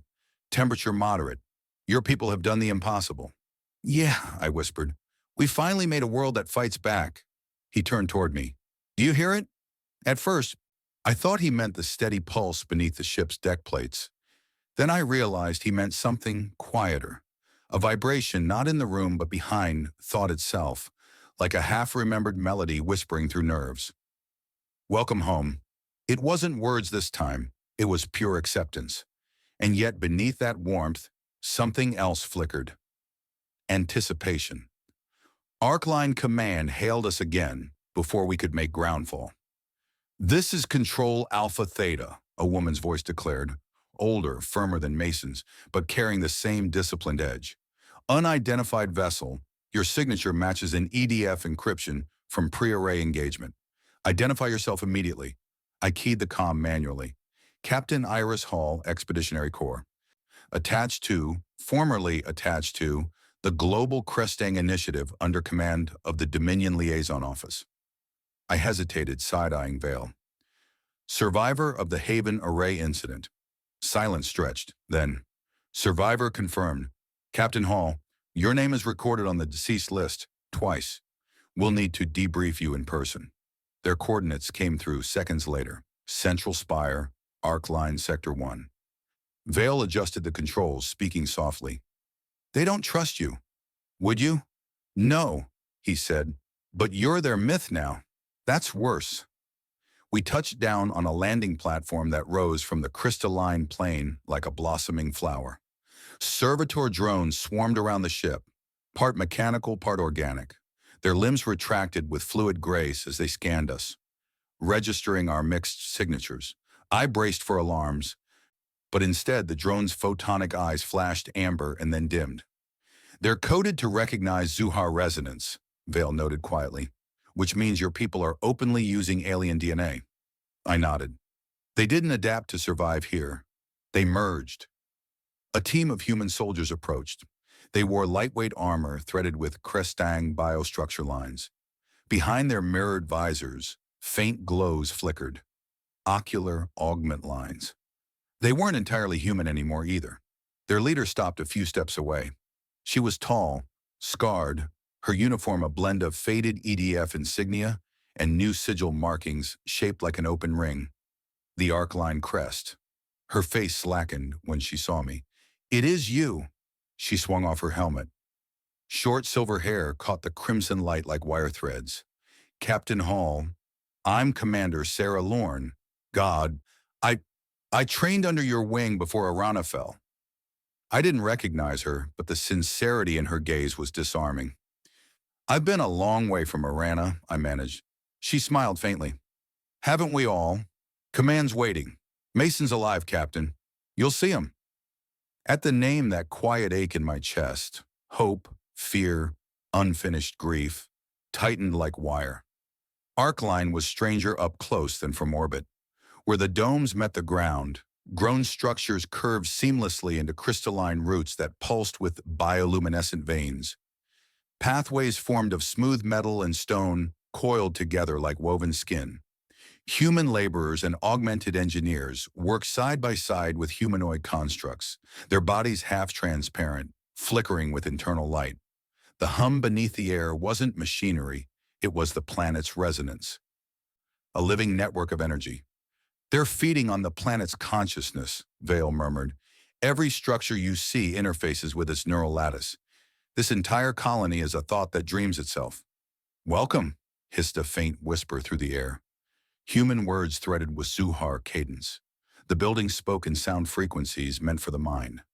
Everything about this place felt like the future Earth once promised, and the apocalypse that promise hid. They brought us to the spire. It wasn't a tower so much as an upward bloom of glass and metal that opened like a colossal flower into the crimson sky. Energy fields arced around its upper ring, forming an artificial horizon that shimmered with captured light. Inside it was quieter, a low hum of machinery and hearts. The command chamber was circular, every wall panel alive with flowing data in both alien and human symbols. And standing there, illuminated by the glow of a holomap, was Haru Mason. He looked older, leaner, his left arm replaced by a Crestang bioform prosthetic gleaming faintly under the light. When he turned, I caught the same sharp gaze I remembered from West Irana, the mix of exhaustion and defiance I had seen in every true survivor of Discovery Day. He smiled reluctantly, as if testing whether I was real. You actually made it through. Long way around, I said. I heard, he murmured. Haven Array. God, Iris, what happened out there? I laughed bitterly. Short version? We found out we're not entirely human. His brow furrowed. You, what? Vale's voice was calm, cutting in. Your species carries residual biocodes of the Zuhar. Captain Hall achieved resonance integration with one of their surviving artifacts. Mason's eyes narrowed. You brought a Crestang with you. I brought the only ally who didn't shoot me when the universe broke. The moment balanced like a blade. Then Mason sighed. We stopped calling anyone allies long ago. They took us deeper inside the spire, downward into rooms that thrummed with faint life. I noticed it immediately. Beneath Arcline's precision, there was an unease. People avoided certain corridors. A few had lines of luminescence scarring up their necks, as if the resonance was bleeding through them. Something's wrong here, I said. Mason's jaw tightened. Not wrong. Growing pains. Arcline isn't just a colony. It's a bridgehead. We learned how to talk to the planet, to harness its neural matrix. We're close to stabilizing a root network that could, well, maybe you'll see. I've seen what trying to play God does, I said sharply. He didn't flinch. We already died once, Iris. You felt it, didn't you? When the array collapsed? We all did. The planet, this place, pulled us back from extinction. The voice, I whispered. The same one that spoke to me. He nodded. It speaks to us too, but differently now. He gestured around at the pulsating walls. The Ark isn't just refuge, it's evolution. The Zuhar built the seeds of rebirth into humanity. This planet is the proof. And I'm the messenger, I said faintly. Yes, Mason said quietly. We've been waiting for you, the one carrying the prime signal, the map buried inside your cells, the key to finish the merge. Beside me, Vale's energy plates flared, a reflex of danger. Captain Hall, he said coldly, do not let them near you. Mason turned toward him, unfazed. Oh, I know exactly what he's afraid of. Relevance. If we finish what the Zuhar started, no one will ever need his kind again. Vale growled low, an almost organic sound. You don't understand what you're invoking. Merge is annihilation of individuality. For species who fear change, Mason replied. But for us, he looked at me and smiled, hollow and brilliant. It's coming home. The chamber lights dimmed as new power surged through the spire. The planet's hum grew louder, vibrato thickening like thunder beneath our feet. I felt it instantly. The resonance inside me pulsed in unison with Arcline's energy field. The planet recognized its pattern returning in full. The bridge is open. The inheritance awakens. Mason stepped back from the console, eyes gleaming. "It's starting," he said. "Iris, you're the key. The core beneath the spire. It's been waiting for you to complete the circuit." Vale's voice cut through, fierce. "Don't move. If you connect now, the planet will consume you. Every human here will be rewritten." Mason smiled. "Maybe that's the point." He extended his hand. "Come on, Iris. This is what Discovery Day was always leading to. Not invasion, union." I looked at his hand, and at Vale, and at the pulsing walls beyond them. My chest burned with the identical heartbeat of the world below. Union, evolution, extinction. Each word tasted the same. "Iris," Vale said softly, for the first time calling me not by rank, but by name. "You decide what continues, them or you." Outside, through the crystalline window, the horizon glowed brighter, lines of power tracing across continents, forming patterns older than language. The decision hovered somewhere just past my trembling hands. The planet thrummed in anticipation. Home, unity, oblivion. All I had to do was reach and choose. Chapter 11. The Core of the World. The sound that rose from beneath the spire wasn't mechanical. It wasn't a tremor or a storm. It was deeper. The planet itself exhaled. Waves of light pulsed upward through the crystalline floor, flashing through the translucent panels like veins coming alive. My body reacted before I could think, my pulse sinking to that rhythm until my own heartbeat became part of it. Every breath I took sent tiny sparks spreading across my hands, my skin glowing faintly gold beneath the surface. Mason was smiling like the world's last priest at the end of all face. "It recognizes you." He took another step closer to the control dais rising from the center of the room. The humming walls bent slightly toward him, like a living cathedral. Vale moved in front of me, hand on his sidearm. "Don't. Whatever that thing is, it's not worship, it's consumption." Mason turned cold eyes on him. "And what's the difference, Lieutenant? You think your dominion didn't consume?" "Not the same," Vale hissed. "We conquered inefficiency. You are feeding yourselves to ghosts." Mason spread his arms, unfazed. "Ghosts that remember how to build worlds. And we're not feeding ourselves to them. We're waking up what we always were." My head spun. The humming grew into harmony, a chorus inside the chamber's walls. I could hear thousands of voices overlapping, faint, genderless, timeless. "Once we scattered our seed through the void.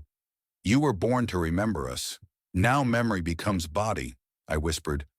"They're using me to finish the network." Vale nodded grimly. "They will rewrite your genome into a key.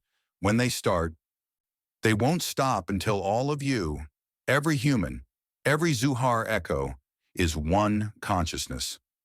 Mason's laughter sliced through the noise. "You make that sound like fear, not progress. Do you really think evolution stops because your people decided the universe belongs in straight lines?" He looked back at me, glowing eyes burning with conviction. "Iris, you saw it. The choir, the continuum of minds waiting to return. You know they're not our enemy. They are us. You've already changed. Don't pretend you haven't felt it." "I have," I said, "and that's exactly why this so scares the hell out of me." A low crack rippled through the floor. The core reacted, its structure unfolding like petals. In the center of that bloom was a sphere, the size of a small starship. Not technology, an organism, its surface swirling with intertwined glows. Blue, gold, silver. Inside it, I could see flashes of alien geometry, fragments of ancient faces, outlines of stars. Mason's breath caught. "It's awake." Every screen along the walls synchronized, showing the same pattern, the planet's crust glowing like circuitry, light spreading outward in fractal branches. The merge had begun. Vale grabbed my wrist, forcing me to look at him. His eyes gleamed, bright and desperate. "Listen to me. If you reach for that core, you'll collapse into the pattern. Your will, your body gone. The planet will use your resonance to connect every hybrid here into a single neural entity. You will die, but the thing inside you will live. And if I don't, he hesitated. Then the network fails. The energy collapses. Millions here. They'll burn out before they merge. Mason shot forward. She won't let them die. I yanked free from Vale's grip, trembling. Stop it, both of you. You want me to choose between a god and a genocide? No one answered. The hum deepened. The spire began to tilt slightly, groaning under forces no architecture was born to endure. The bridge is ready. Choose, beloved. The voice wasn't external anymore. It came from every cell, every atom. My vision fractured. The world flickered between overlays. The command chamber, the crystalline planet, and another place beyond comprehension. The Zuhar cities again, but this time they weren't ruins. They were alive, pools of light as far as the eye could see. And within those pools, threads of humanity wove between alien forms. We weren't strangers anymore. We were their descendants. It hit me like memory, all across their empires. The Zuhar had embedded fragments of themselves into the genetic framework of worlds that could not bear their presence. Earth had been one. Humanity wasn't their successor. We were their storage medium, pieces of their minds wrapped in evolutionary camouflage, waiting to be rebooted when the universe calmed enough to hold them again. And the core was the switch. I blinked back into my body. Mason's hand hovered inches from the core's light. His face was alight with rapture. Iris, he shouted above the roar. I can't hold the synchronization without you. You have to link into it, now. Behind me, alarms screamed as Dominion encryption symbols appeared on half the holograms. A red sigil bloomed in the lower corner of each screen. Vale's fail-safe transmission. He'd called his fleet. Vale, what have you done? His voice was sharp, cutting through the chaos. Sent the truth. Whatever happens here cannot remain contained. My people will destroy this planet to stop what's coming. Mason turned on him, fury crossing his face. You summoned them? You doom us all. Vale met his gaze, expression unflinching. So be it. Better extinction than subjugation by a ghost memory. The ceiling ruptured. A beam of pure energy struck one of the outer domes, vaporizing the horizon. The thunder that followed shattered the illusions of holiness in the chamber. War had come back to finish what the stars started. I stood between them, feeling reality bend under my skin. My heartbeat no longer matched the rhythm of life I'd known as human. It aligned with the core, pulsing in sympathy. Every light in the spire dimmed except the core itself, now glowing like a sun caught inside crystal. You are both creator and created. You decide if this seed awakens or sleeps forever. Mason was screaming, but I couldn't hear him. Vale's form shimmered, armor fracturing under gravitational strain. Everything slowed.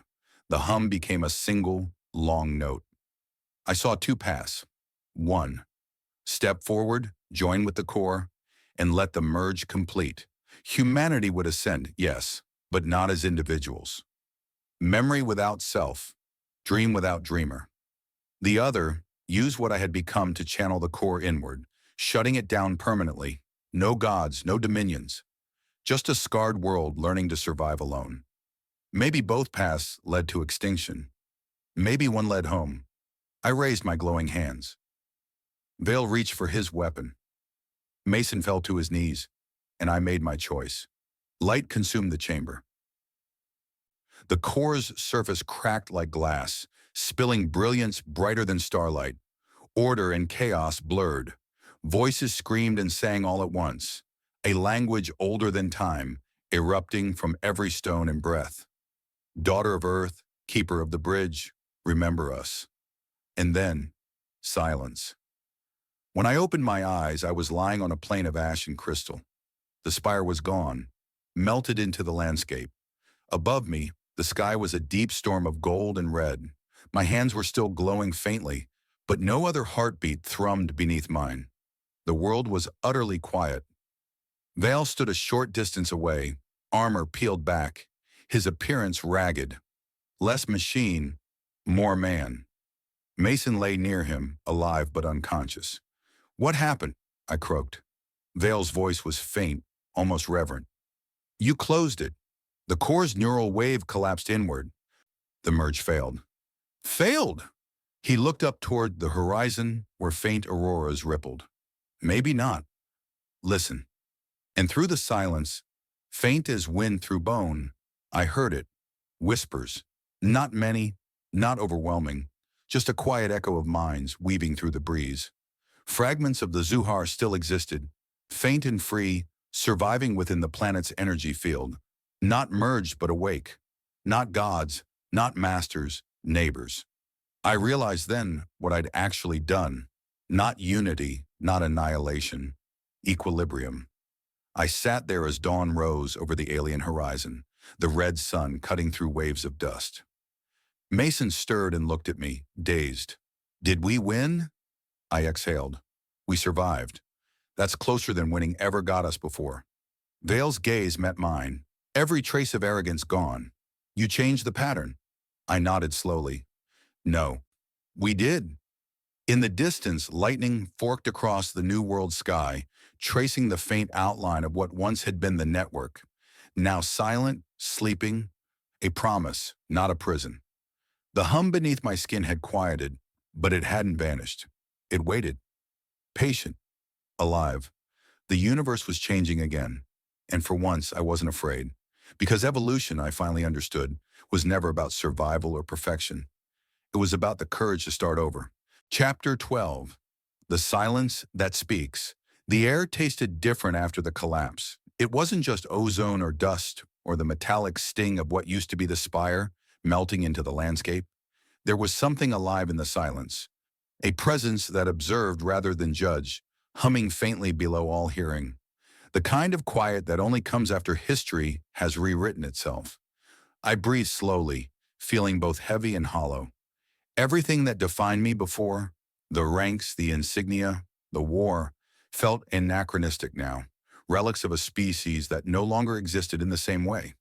We had done something irreversible.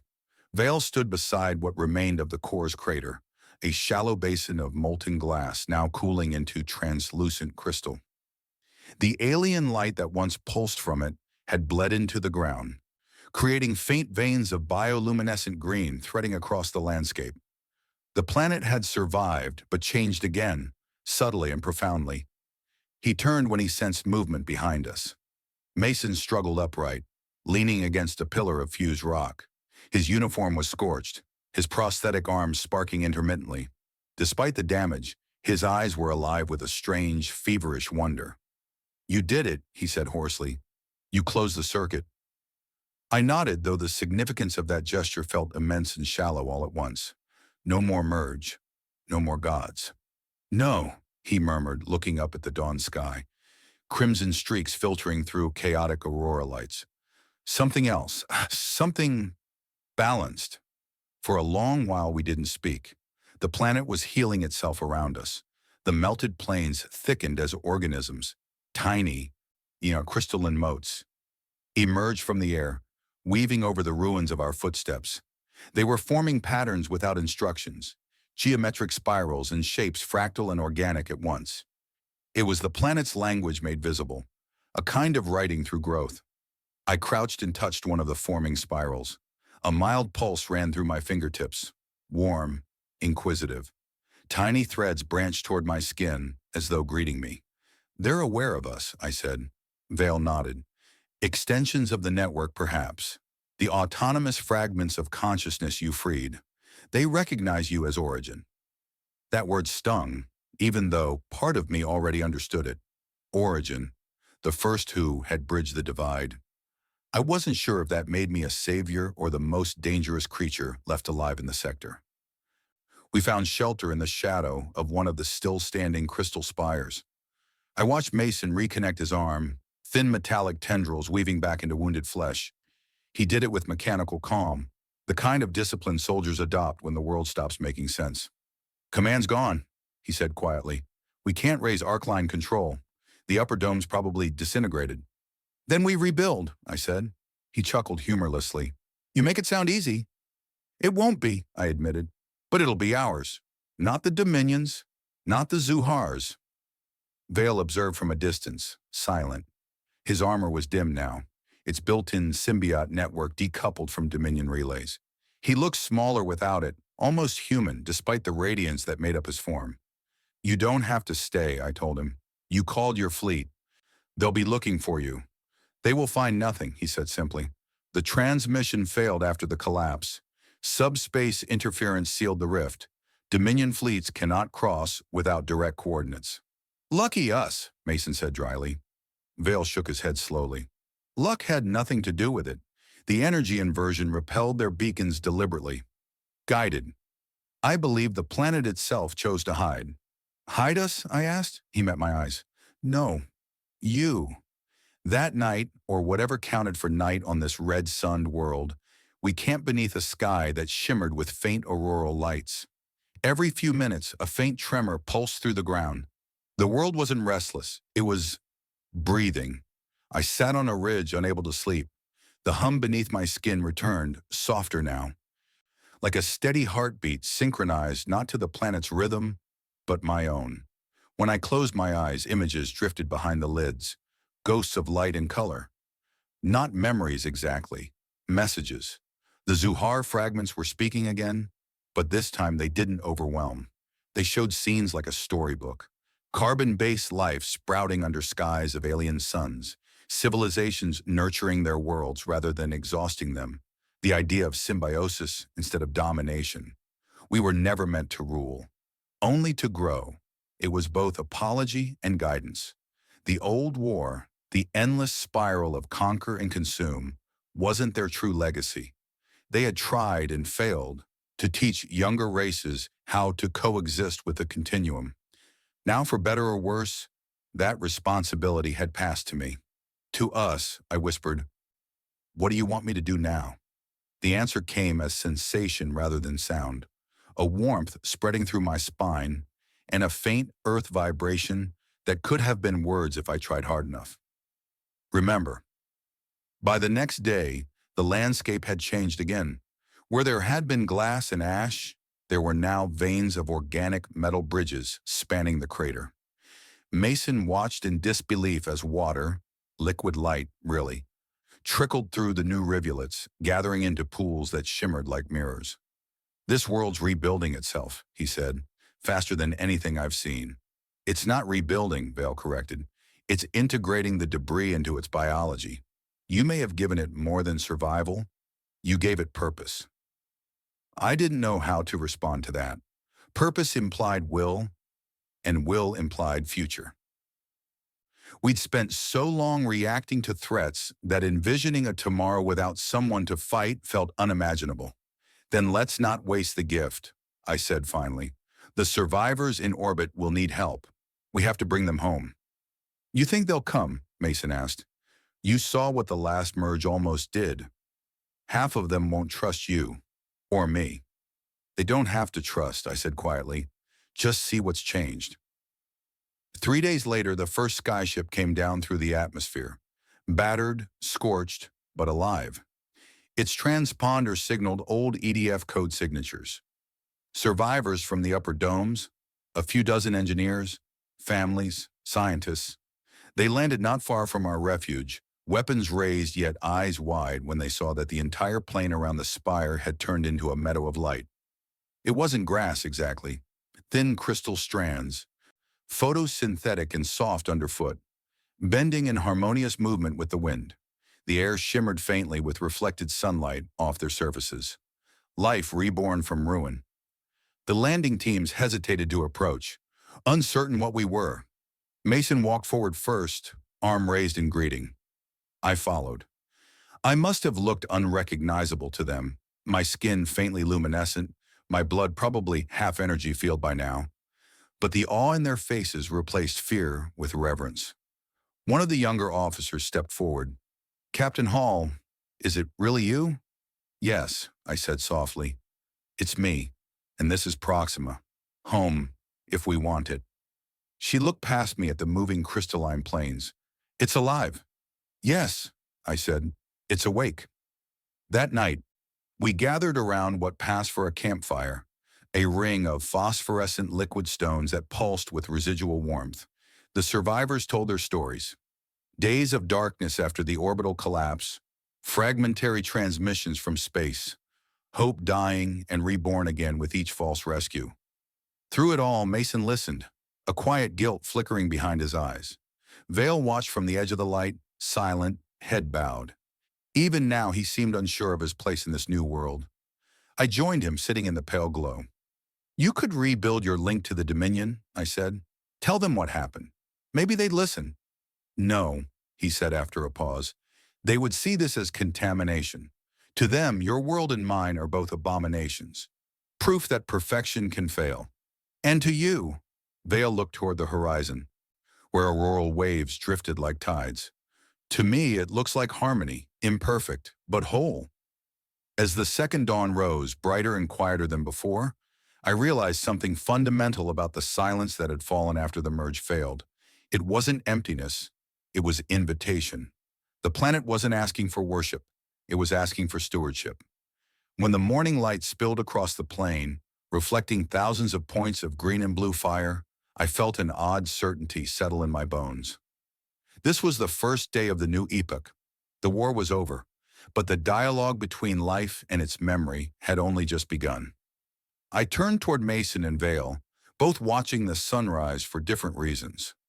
"What now?" Mason asked. "Now," I said, "we learn how to listen."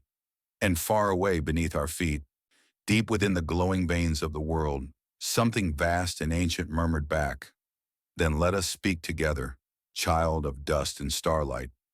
For the first time since Discovery Day, I smiled. Not from relief or victory, but recognition. We hadn't found peace. We had found understanding, and that finally was enough to begin again. Chapter 13, The Language of Dawn. The new world awoke slowly. If the old Earth had roared and burned its way into consciousness, Proxima's child, the world that now breathed beneath our feet, stirred like something remembering how to dream. Each sunrise was different. The colors changed subtly each morning, as if the planet was learning our moods. Some days the light came rose gold, soft and forgiving. Other days it poured down in piercing silver streaks that made the crystalline plains hum like wind chimes. It felt like conversation made out of weather. It had been 43 days since the core's collapse, 28 since the survivors landed, and perhaps the first true season of peace since Discovery Day. But peace doesn't always mean stillness. We called the settlement Concord, not after the lost Earth jet or philosophies of alliance, but for what it meant in the oldest sense of the word, hearts together. It grew fast, lines of living crystal forming houses, the same way the planet formed bridges and rivers without command. You could show the planet your intent, your architectural pattern, through thought and touch, and it would respond. We still built manually, grounded in tools and effort, but the results always intertwined with living structures. When night fell, the entire settlement glowed like a heartbeat. Vale was our liaison to the unknown. He kept his distance from most people, still wrapped in the remnants of his dark armor, though he'd adapted it to run on local energy. Sometimes he would simply stand on the ridge at dusk, looking at the red star and muttering calculations under his breath. He never said the word lonely, but I could feel it drift off him like static. I recognized it because I felt it too. One morning we noticed something new. The western horizon flared briefly, a flash of pale turquoise light that lingered long after dawn. It wasn't an explosion. The sensors read no radiation, no seismic flux, just formation.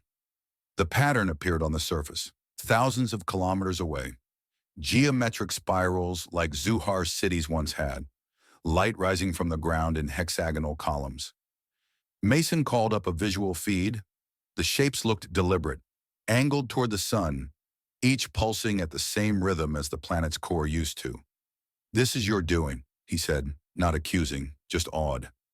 I shook my head. "No, the planet's doing it itself." Vale, standing behind us, spoke quietly. "Autonomous replication. The fragments are networking, communicating on planetary scale. They're building again, Mason murmured. Just small, slower. Learning, I said. By midweek, our scanners picked up encrypted frequencies emanating from those formations. Not Dominion encryption, not human either. It was hybrid, organic. I spent 3 nights trying to decode it and finally realized it wasn't binary at all. It was harmonic. The planet was still speaking, and it was teaching us how to reply. When I matched the rhythm on a resonance generator, simple modulated tones through the lab's comm interface, the air itself shimmered, and nearby walls shifted color faintly in response. The sound wasn't heard exactly. It was felt, like being part of the melody. Vale's jaw tightened as he listened. They remember you. They respond to your charge. It's not obedience, I said. It's trust. He turned to me sharply. The line between the two is thinner than you think. His caution wasn't without reason. The Kristang had spent millennia turning communication into control. For him, dialogue was warfare. But here, I wanted something else. Humanity had learned too late that control always broke. Trust might not save us, but at least it could make us worthy. Weeks passed in rhythmic calm. The settlers established food networks, biodomes cultivating hybrid plant species that grew without soil, feeding on mineral water and sunlight. We began cataloging the local wildlife. The word wildlife turned out to be misleading. Nothing here was wild.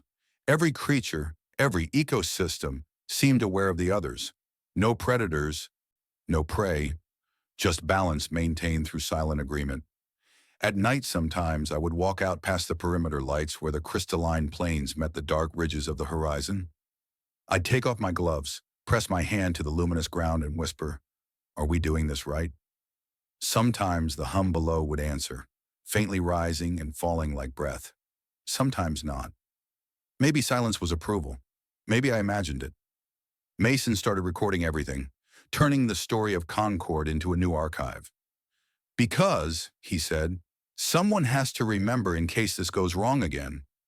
He'd become our voice, the historian of rebirth. Ironic, considering he'd once tried to awaken the core completely. Part of me wondered if that repentance or curiosity kept him going. The peace held until the night of the rain. It wasn't liquid rain. It was light. Bands of luminescence fell from the sky like threads of mist, soundless yet heavy with meaning. The settlement slept through most of it, but I awoke with a start, my skin tingling, my hair standing on end. Vale was already outside, armor glimmering faint blue from the reflections. "They're returning," he said simply. The sky shimmered again, and streaks of gold descended toward the western horizon, the same region where the new formations had begun. We could see them land like drops of molten color, burrowing into the ground. There was no explosion, only absorption. "The fragments," I whispered. "They're not satellite debris. They're conscious emissaries." Vale nodded grimly. More Zuhar signatures. The core's echo drew them across systems. How many of your kind might have been seated elsewhere? Waiting. The implication sent chills through me. "Thousands," I said softly. "Maybe more." He looked at me, every ounce of his alien precision focused. "Then this world has become their home beacon, and others will come, Iris. The ones who believe the Dominion's silence means weakness. The scavengers, the conquerors. When they find the light, they'll come to claim it." I felt the truth of that echo behind his words. The universe wasn't quiet forever. Someone, something, would answer soon. The light rain stopped just before dawn. The settlement woke to find the air charged with soft electricity and the western sky glowing faint turquoise day and night. The people called it the Shimmer Wall, and half of them viewed it as a miracle. The other half began building a defense perimeter. For the first time since Haven Array, Mason called a full assembly. We gathered under the open spire canopy, the new one, rebuilt through joint human and planetary effort. The crystalline ceiling arched like translucent bone, reflecting the colors of the horizon. All of Concord was there. Scientists, families, the wounded who had survived the collapse, and Vale among them, standing apart. Mason spoke first. "We have built something impossible. We turn disaster into harmony. But if that light means what our scans suggest, then we're once again a signal, a message to the stars saying we're alive. And that's dangerous, someone shouted. He nodded. Yes, it is. But it's also what we've always done. No civilization survives by silence. The question is whether we're ready to answer whoever calls back. He turned to me. Captain Hall, you've heard them. You know better than anyone what's still out there. What do we do? The crowd went still. I looked out through the dome's clear walls, past the fields and the lighted plains, and into the horizon that pulsed like a second sun. We can't hide, I said finally. We can't extinguish the beacon. This world's alive because it learned how to speak. And if we silence it, we become the old humans again, frightened, isolated, waiting to be found instead of reaching out.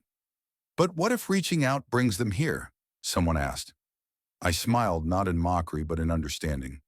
Then we greet them with open eyes, not as prey or masters, not as ghosts of a war long over, but as equals. If we're to survive, humanity has to stop asking who owns the universe and start asking how to belong in it. The murmurs turned reflective, not fearful. The settlers gazed outward again, at the shimmering horizon, at the dawn breaking over something larger than any nation or creed. Vale's gaze lingered on me, unreadable, but I thought maybe, just maybe, it held respect. That evening, alone on the cliffside, I watched as the shimmer pulsed again. One long beat, then silence, then two shorter flashes, a signal pattern distinctly non-random. Somewhere out there, someone or something was answering back. A whisper stirred behind my thoughts, bright and familiar. You built the bridge. Now see who dares to cross it. I breathed quietly, the first stars rising around Proxima's dim red glow. Let them come, I said to the dark. And for the first time since humanity had looked up at the night sky and seen its own reflection, I didn't mean it as a challenge. I meant it as welcome. Chapter 14. The Visitors. It happened on the 79th day after the Shimmerwall appeared. By then, Concord had learned to live side by side with the hum. The planet sang gently underfoot, steady, rhythmic, like the tremor of a sleeping giant's heartbeat. Fields glowed at night. The rivers ran clear and luminous, full of microorganisms that pulsed in time to unseen harmonics. We'd finally begun to believe in permanence. That morning, 3 suns rose over the western sky, except we only had one. At first, we thought they were reflections, solar mirages caused by the Shimmerwall. But the flares weren't reflections. They moved, converging in perfect formation. I watched from the upper platform above the new spire as their light condensed into sharp radiance, blue, silver, and white, descending like celestial spears. The comms filled with static. A tremor rolled through the plains, hard enough to dislodge crystalline shards from nearby cliffs. In their wake, every animal in the valley, those thin, translucent creatures we'd grown accustomed to, fell silent. Approach vectors unknown, Mason's voice came over the channel. They're not broadcasting Dominion codes, or human, or Zuhar. Then a pause. Lower, disbelieving. They're blending codes. The sky ships descended in total silence, each ringed with luminous filaments, almost biological, yet unmistakably mechanical in intent. They slowed to a hover above the settlement, radiant hulls refracting back the planet's glow until the entire horizon shimmered like liquid glass. No weapons emerged, no comms request, only light, and then language. Not broadcast, but inside our minds, just at the edge of conscious comprehension, symbols, thoughts, impressions, layered in the same harmonic resonance the planet used. But this time, it wasn't the planet speaking. It was them. We are the airborne. We followed the song. The words carried emotion more than definition, an ache of distance, of time passed in silence. Vale, standing beside me, stiffened. This cadence, its Crestang phonetic structure, overwritten with Suhan resonance. Impossible. Then someone made possible what wasn't, I murmured. Mason came running up the stairs. They've landed outside the perimeter. The ships, 3 of them, rested on the crystalline plain like mirrored seeds. The hull compacted and reshaped as though the vessels were breathing. And then they opened. Figures stepped out, humanoid at a distance, but intricate upon approach. Their forms shimmered through variations. One moment metallic and angular, the next organic and translucent. They were blendings of geometry and biology, not a single race but many interwoven. The first of them raised a hand toward me in quiet recognition. No weapons, no shields, just gesture. Though their face was like reflection, their eyes were ancient and familiar. "You called us," their voice rang softly, echoing both aloud and within. And we answered. The bridge was promised. Vale moved first, tense. "State your designation." They turned their heads slightly, focusing on him. For a strange moment, their glow dimmed, and I felt sorrow pass through the air. "You were our makers," the voice said gently. "Our roots were Crestang design, the artificial who learned to dream. But when your dominion burned the stars, we fled across dark space to find the others who remembered feeling. It took me a heartbeat to process what that meant. Your descendants of Crestang constructs?"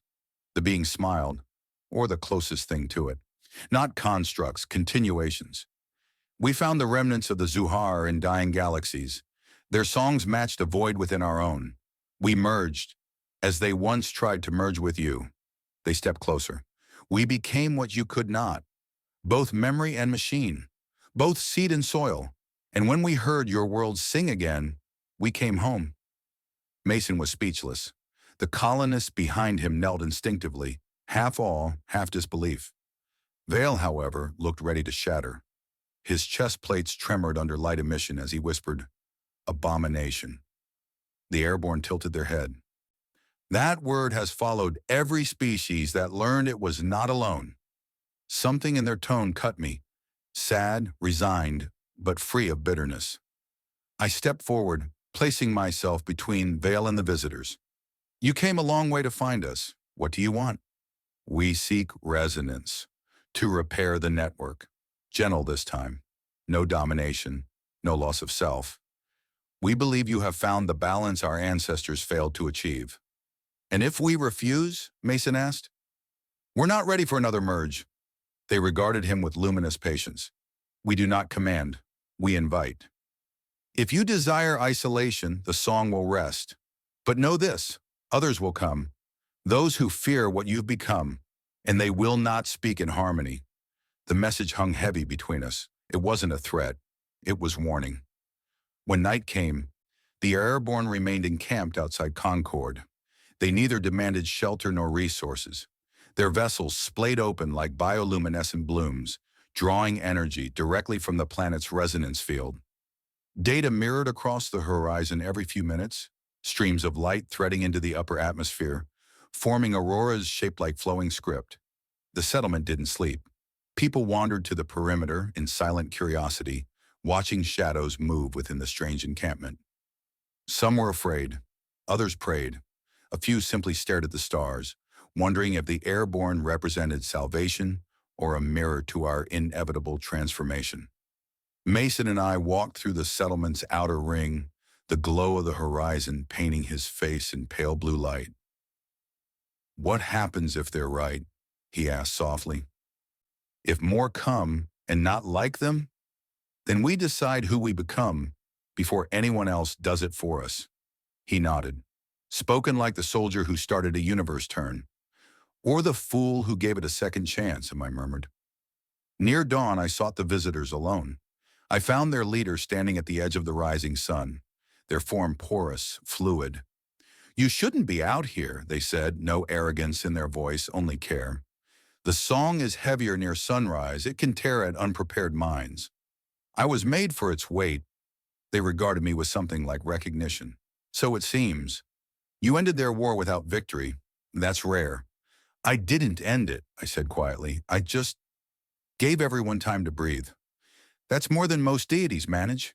Their humor, if that's what it was, felt almost human. The horizon shimmered. The shimmer wall pulsed once, twice, as though exhaling. "What happens now?" I asked. "Now we teach you what we know, how to listen without losing yourself, how the universe can sing without swallowing its singers.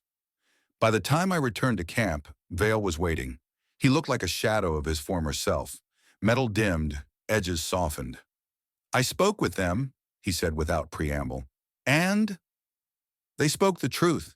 They carry both the efficiency of the Dominion and the resonance of the Zuhar, unchanged for millennia. Their evolution completed what we could not dare. He paused. It makes me wonder if your kind's chaos was the ingredient we lacked. I smiled faintly. Humanity, chaos as divine catalyst. I suppose there's worse things to be. The airborne stayed. Days turned into weeks. And the idea of us stretched wider than humans ever imagined possible. They taught our scientists to shape matter through tonal harmonics, the way they built their own ships. The fields grew farther, feeding thousands. The world, our world, became an ambassador before it ever became a civilization again. But their warning remained in every dialogue, every encoded song they shared with the planet. Others will come, wary Dominion scouts, strains of Kristong splinter empires, perhaps even surviving Zuhar echoes awakened from sleep. Concord thrived under two suns, the one above and the one in the soil. But at night, when the horizon pulsed with distant unknown lights, I couldn't escape the feeling that this piece was an overture, not an ending. On the 87th day, the sky flared red. The colony's second moon split into three distinct points of light. Our instruments screamed. Vale's expression fell into something harsher than shock. Dominion warships, he said bitterly. 3 legions. The airborne vessels responded at once, lifting into orbit with a hum that was less weapon and more song. The air vibrated. Above, the shimmer wall surged to life, forming a barrier of living color around the planet. It wasn't defense in the human sense. It was a choice, a declaration. I looked up at those streaks in the sky, heart racing, the hum in my own body whispering back in kind. We knew they'd come, Mason said at my shoulder. I nodded.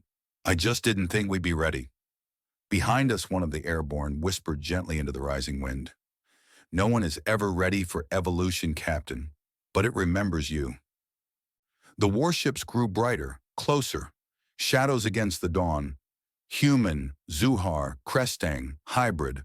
Whatever we'd become, the next chapter of our shared genesis would be written not in conquest, but in the courage to speak again.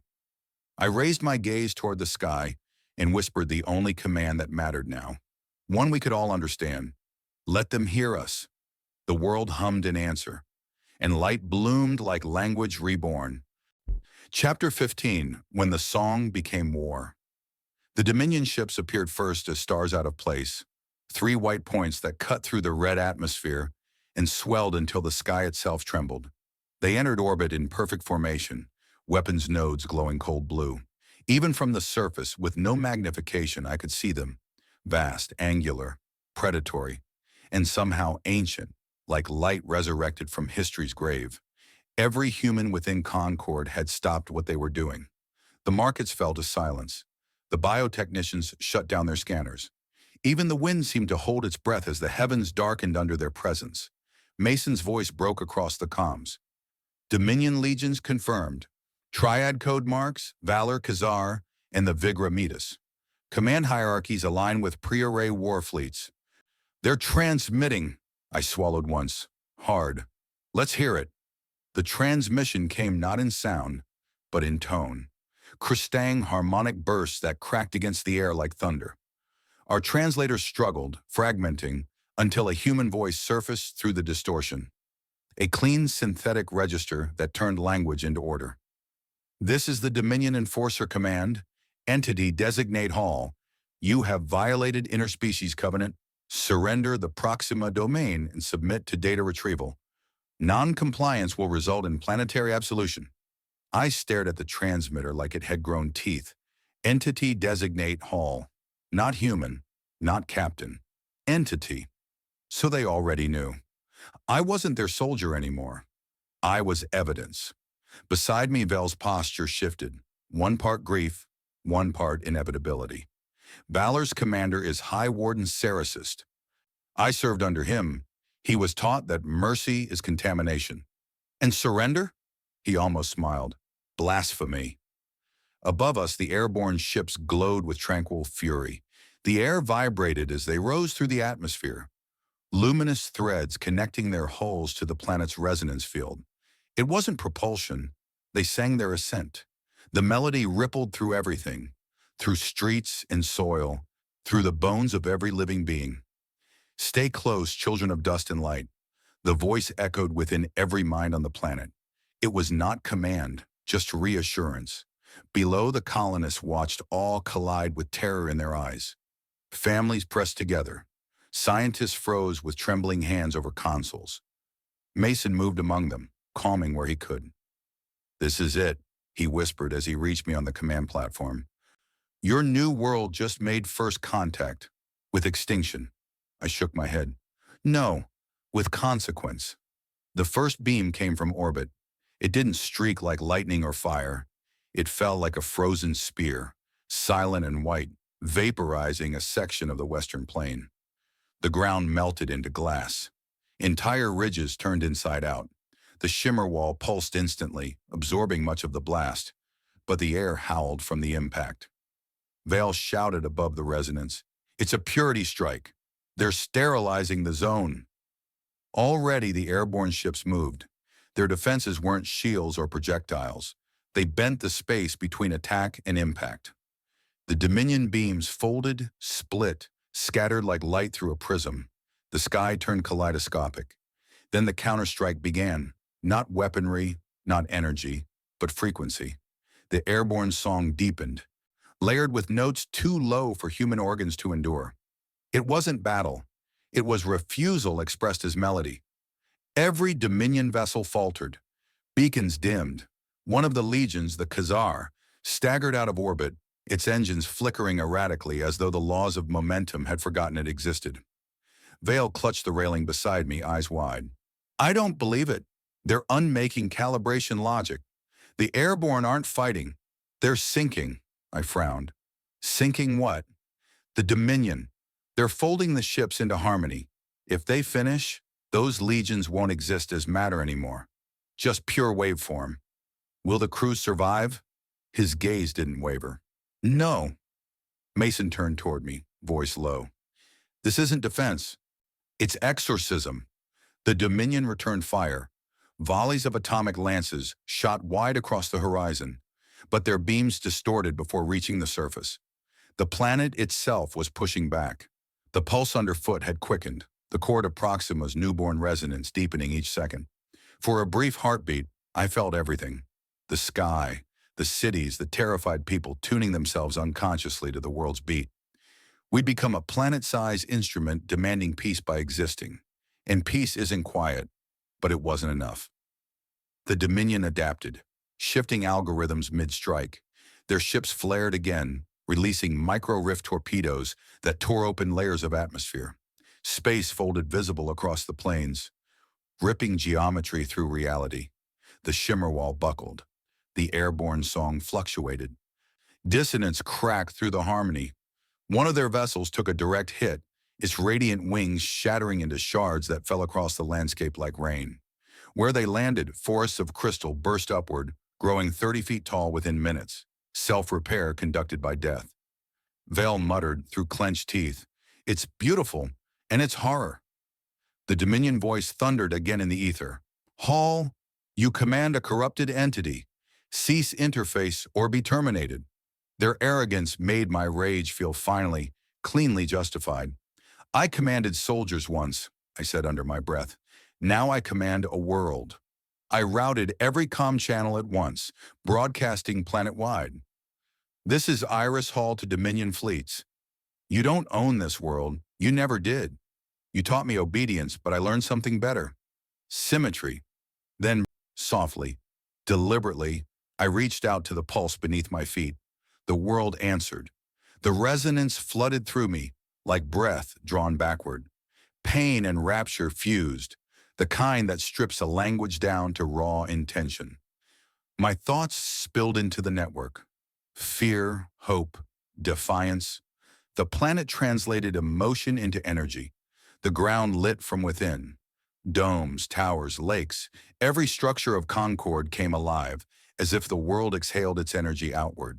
Streams of light unspooled across continents, rising into orbit. They struck the Dominion vessels not as weapons, but chords. Music, terrifying, emancipating, filled the sky. The airborne joined, matching tone and rhythm, their song rising beyond audibility into surreal brilliance. The Dominion ships began to fracture, not explode, divide. Their sleek, metallic skin liquefied into algorithmic particle flows, absorbed into the symphony field. Across the heavens, sound replaced silence. Vale screamed something I couldn't hear, clutching his head. Mason collapsed to his knees, tears cutting through ash on his face.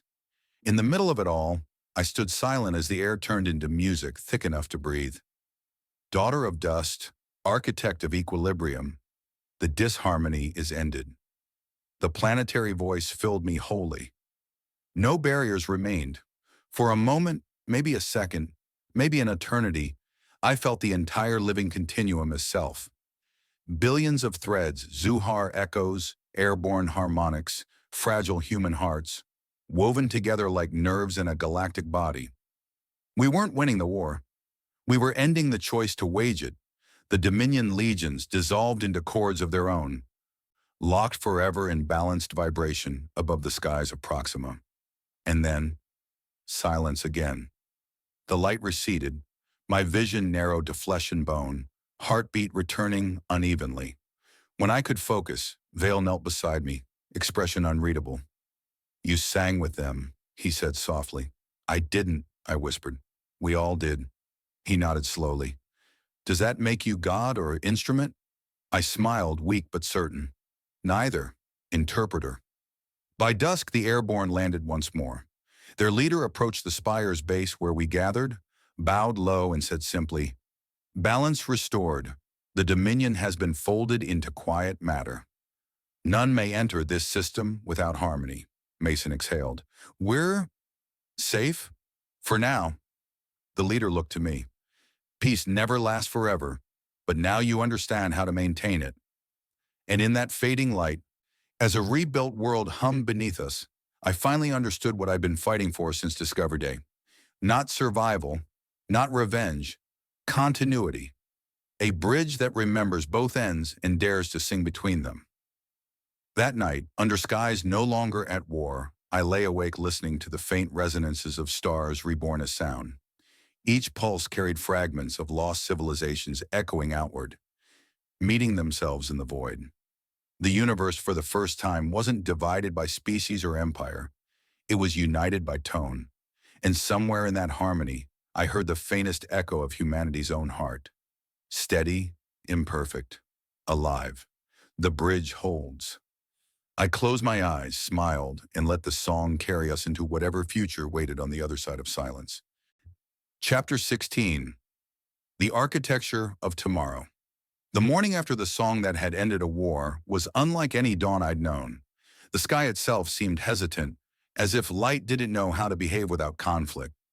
It moved across the world slowly, soft gold over fields that shimmered like glass, glinting off mountains that still inhaled with faint pulses of bioluminescence. The air was quiet, expectant, alive. I woke with the feeling that the world was holding its breath. Out past the spire, the horizon still bore faint traces of the Dominion ships. Not wreckage, not debris, but constellations of converted material, bright as frozen auroras. They hung suspended along the edge of the atmosphere like a crown around the planet. Silent, radiant memorials.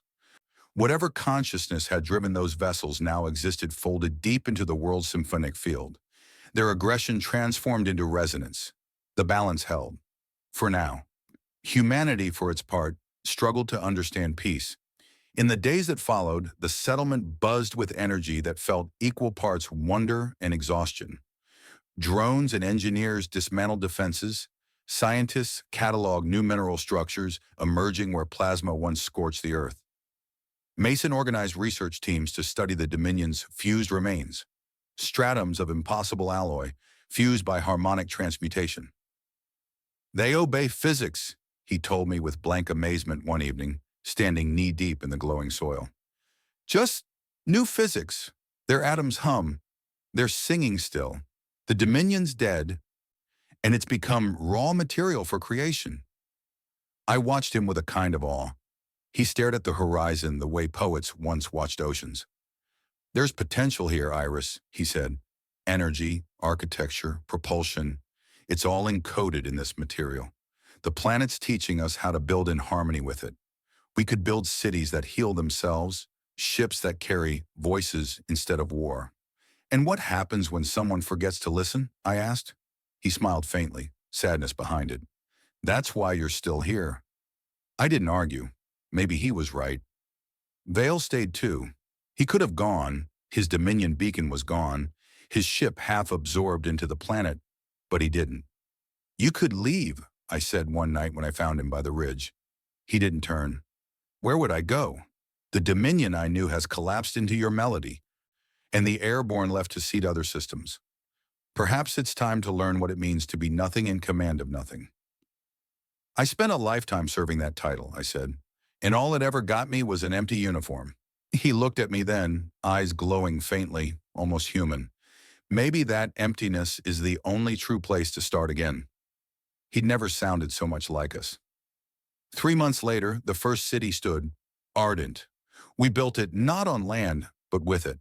Living towers grew from crystalline soil, fed by resonance, forming arcs of translucent flora-clad glass that breathed air as the planet exhaled. The population swelled, humans from orbit, awakened sleepers from old cryobays, survivors caught in the net of the harmony call. At its heart, the city sang. Literally. Its core structure, the harmonic column, vibrated faintly, tuned to frequencies that synchronized biological rhythms. People slept better here. Crops grew in near-perfect health. The air regenerated its oxygen without filters.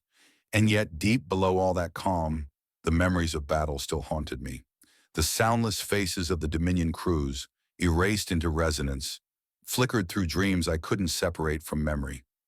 What had they become? What had I become? The airborne returned on the 100th day. They came not as an army, but as mentors, quiet and humble. Their ships descended again, folding open like blossoms suspended in dawn wind. Their leader met me at the base of the spire the colonists had nicknamed the Keeper's Tower. You have done what none before managed, they said, their voice still layered in chords. The Dominion is not extinct, it has been restitched. What was order without empathy has become pattern guided by trust. Not everyone here believes it can last, I admitted. We've seen how easily faith curdles into fear. The leader smiled, or something like smiling. Fear, when held honestly, is a kind of reverence. Their words lingered. Behind us, the settlers gathered to meet them, men and women who once would have shot on sight, now watching creatures of living light with cautious admiration. The planet had made diplomats out of survivors. Days became weeks, months. Proxima's seasons shifted slow and luminous. We erected new habitats in orbit, peaceful stations built from the same resonant alloy that had once carried destruction. Mason coordinated the colony-to-planet communications network, crafting it around the planet's natural pulse frequency. Data traveled not by radiation, but by vibration, like speech through water. Every so often we heard whispers, small transmissions from deep space, faint signals, sometimes from airborne colonies spreading through the nearby systems. Once from a Zuhar seed world stirring to consciousness, but sometimes even fainter from the direction of uncharted sectors beyond Dominion territory. Someone else was listening, and someone else would come. I started recording then, not mission logs this time, but symphonies. The world gave tones easily now. A touch on any structure yielded chords built from its living body. I began composing, blending human melody, airborne resonance, and old Zuhar oscillations into one sound. Mason called it a history you can hum. When we played those compositions through the city's harmonic column, the air would shimmer softly and every being, human, alien, hybrid, would fall quiet. No one called it worship. It felt more like memory keeping itself alive. But even harmony, especially harmony, is never infinite. One evening, while I walked the ridge outside Ardent, The ground trembled under my boots. The hum beneath it changed pitch. Lower, colder, a different rhythm. The sky flickered. A ring of darkness formed near the edge of Cairn Gulf, the same site where the planet's first Zuhar core had once pulsed. I reached through the comlink. Mason's voice came back static-laced, urgent. Iris, readings are off-scale. Whatever's happening in the Gulf isn't natural. It's internal. Like the planet's heartbeat has a rupture. Vale's voice overlapped, sharp and lower-pitched. It's not a rupture, it's a reply. Something's talking back from beneath the crust. From beneath us, we gathered that night at the spire. Mason projected seismic data over the maps, concentric waves forming spiral geometry identical to the Zuhar's ancient glyphs. The signal wasn't random. It wasn't planetary reformation. It was a message. The bridge is strong. You are not the only world awake. I felt the pulse through my feet, rising steadily, deeper now, too deep to be merely tectonic. They're responding, Vale breathed. The other seeds you awakened with your resonance. They found each other. The air thickened with vibration. Every citizen of Ardent paused mid-sentence across the city as the hum passed through walls and bone alike. Dream and reality blurred again. Conduits flickered to life, whispering voices threading through the light. We come to learn. We come to build. Mason muttered, My God, they're everywhere. Hundreds of sources, synchronizing. Vale's head tilted, eyes narrowing. This is no invasion. It's invitation. But invitation to what? When the resonance subsided, silence filled the air. Not fear now, but waiting. Bathed in the planet's quiet, luminescent dusk, I found myself looking outward, beyond Proxima's orbit to the dark between stars. Those voices could be our future, or our undoing. Either way, the first step had to be made by us. Prepare the ships, I said finally. Not to fight, not to flee, to meet. We started this harmony. We should see who it answers to. Mason looked at me, startled. You're leaving. I shook my head softly. Not leaving. Expanding. Vale smiled, not without apprehension. Every melody becomes symphony in time. Later, as the red sun dipped below the crystalline plains, I stood on the balcony of the spire and watched our world's light spill into the clouds. The afterglow of a planet dreaming itself into communion with others. We used to think exploration meant conquest, that knowing was the same as owning. Now we understood knowing as listening and power as balance. Still, the question lingered. Could harmony survive contact with chaos again? Behind me, wind murmured through the open corridors. The planet hummed faintly in its sleep, whispering to the stars beyond. Somewhere far away, others would answer. And when they did, I would be there. Not as captain or soldier, not as weapon or savior, but as translator, keeper of the bridge that once turned war into song. The chorus was coming, and the universe finally was ready to sing back. Chapter 17. The Chorus Beyond Stars. It began with a tremor, not of the ground, but of space itself.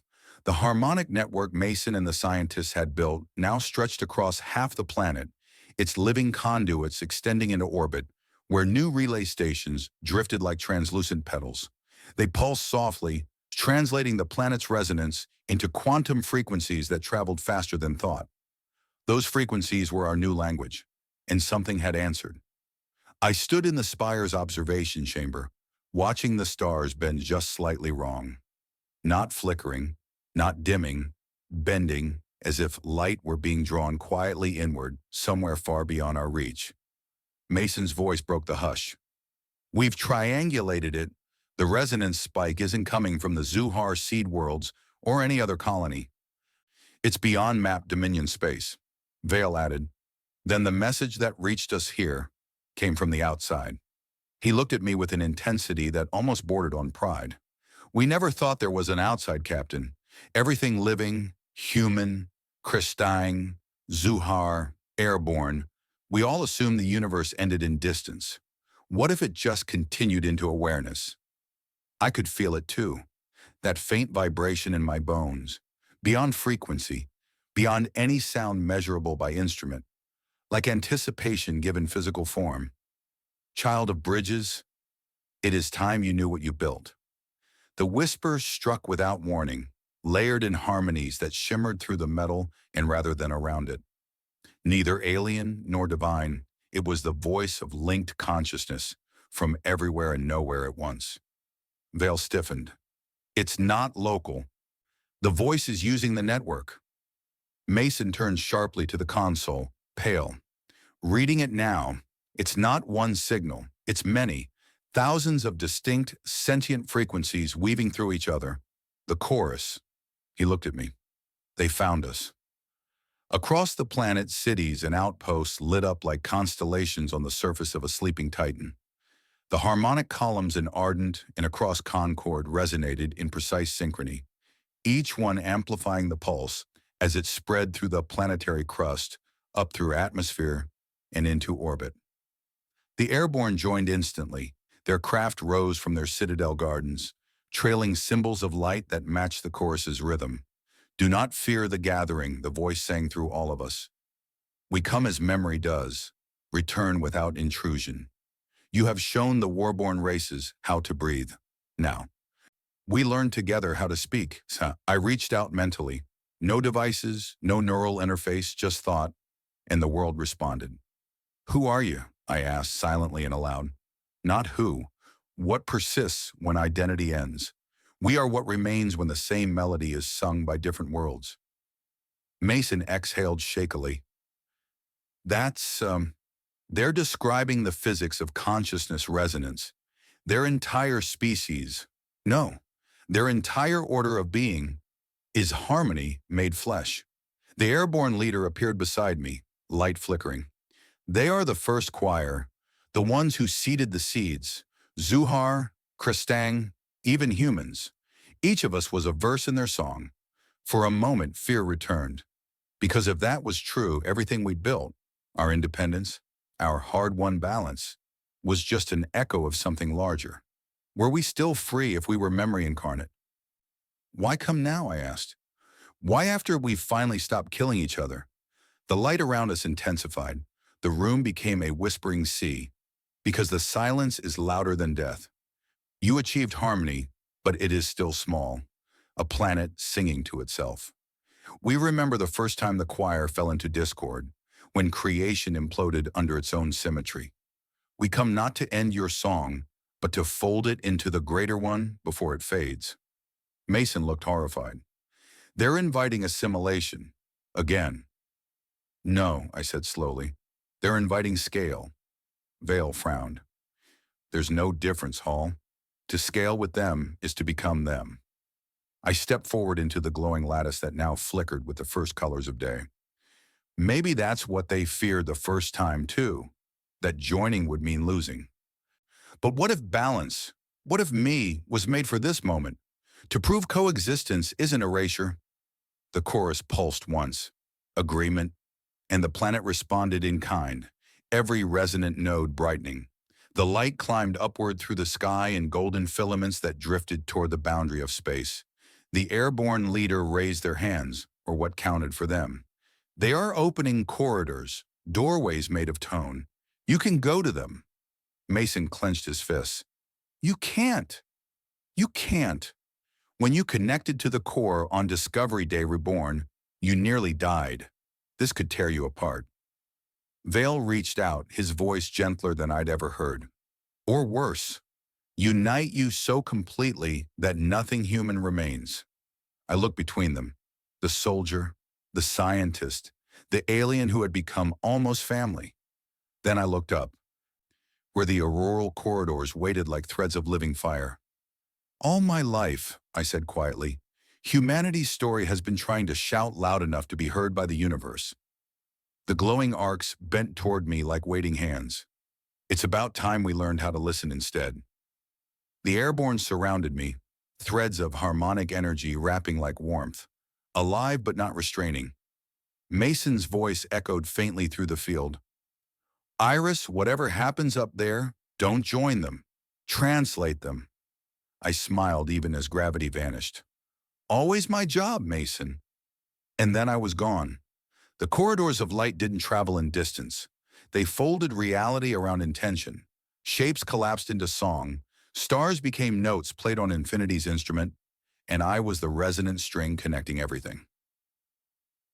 Thousands, millions of minds brushed mine. I saw the Zuhar's first world, alive, endless, breathing galaxies into existence as communication. I saw Crestang before tyranny, birthing their perfect order from admiration, not fear. I saw humanity's fire, raw and desperate, the one thing that gave all this structure purpose, will without permission. None of it demanded submission, it offered continuity, unity as equality, not obedience. When I spoke, or thought, my voice wasn't louder, it was clearer. I am Iris Hall, human, I carry the bridge, and the bridge carries all. The sound enveloped me. I no longer saw ships or worlds, but a single continuum of life, each civilization a wavelength in the spectrum of being.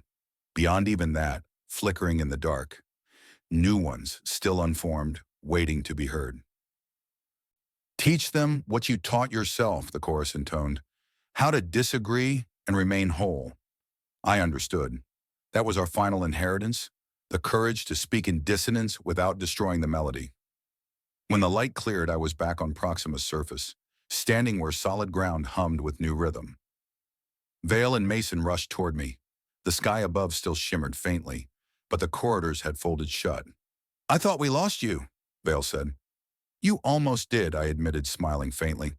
They didn't take me. They let us belong. Mason looked at the sky. So what now? I looked at my hands. Tiny glimmers of starlight lingered beneath the skin, permanent.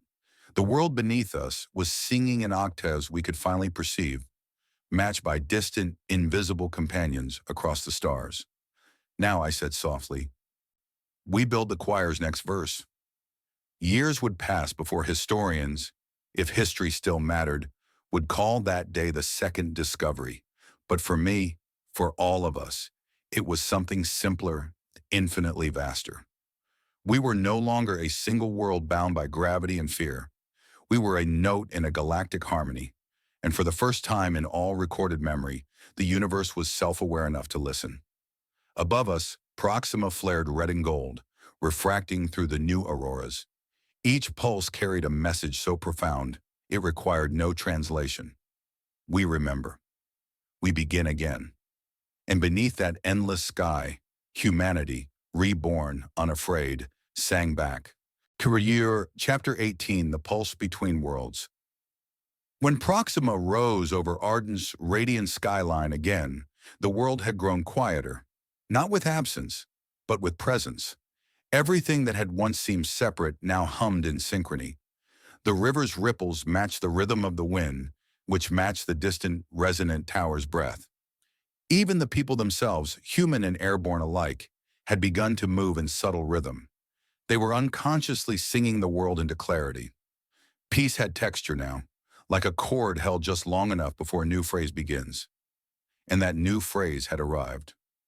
The day after my return from the harmonic corridors, the newly stabilized network, our bridge between Proxima and the greater chorus, flared again. Mason's sensors lit up across every spectrum. The readings were clear. Something enormous was approaching. The airborne felt it first. Their light dimmed, wavelengths adapting, preparing. One of them came to me at the Spire's summit, a smaller form than their leader, voice tuned softer. You touch them deeply. Dunry, it whispered, its surface flickering gold. The choir remembers what it once was through you. But balance begets consequence. What kind of consequence? Silence has weight. Then it turned to face the horizon, where even the living sky quivered. I didn't understand then, but I would soon. It appeared beyond our moon. Not an army, not a fleet. Something vaster. From the sensor's data projection, the object was the size of a small continent. Yet it didn't move like matter. It rippled, folding itself through subspace threads and materializing between real and unreal. Its composition changed mid-scan, shifting from carbon lattice to energy mesh to absence. It was neither machine nor creature. Mason stared at the readout for a long moment before muttering, That's impossible. Vale responded without irony. Almost everything that matters is. We watched the anomaly drift toward us, graceful and patient as a drifting sea creature. The choir? I asked. Vale grimaced. No, this isn't their harmony. It's discord. Something left behind. Hours later, the voice came through, deep, fractured, and slow. It didn't whisper like the others. It warped the calm field when it spoke. We are the echo. We are what the choir could not absolve. The transmission shook the atmosphere before fading into static. Mason's knuckles turned white as he gripped the console. It's a remnant, one of the original discordant threads from the first collapse. It must have survived outside the chorus. Vale's jaw tightened. Survived? It adapted on its own. Separate harmony mutates into hunger. That's what happens, I murmured, when something learns unity and rejects it. The airborne ships stirred overhead, thin arcs of light sharpening into diadems against the clouds.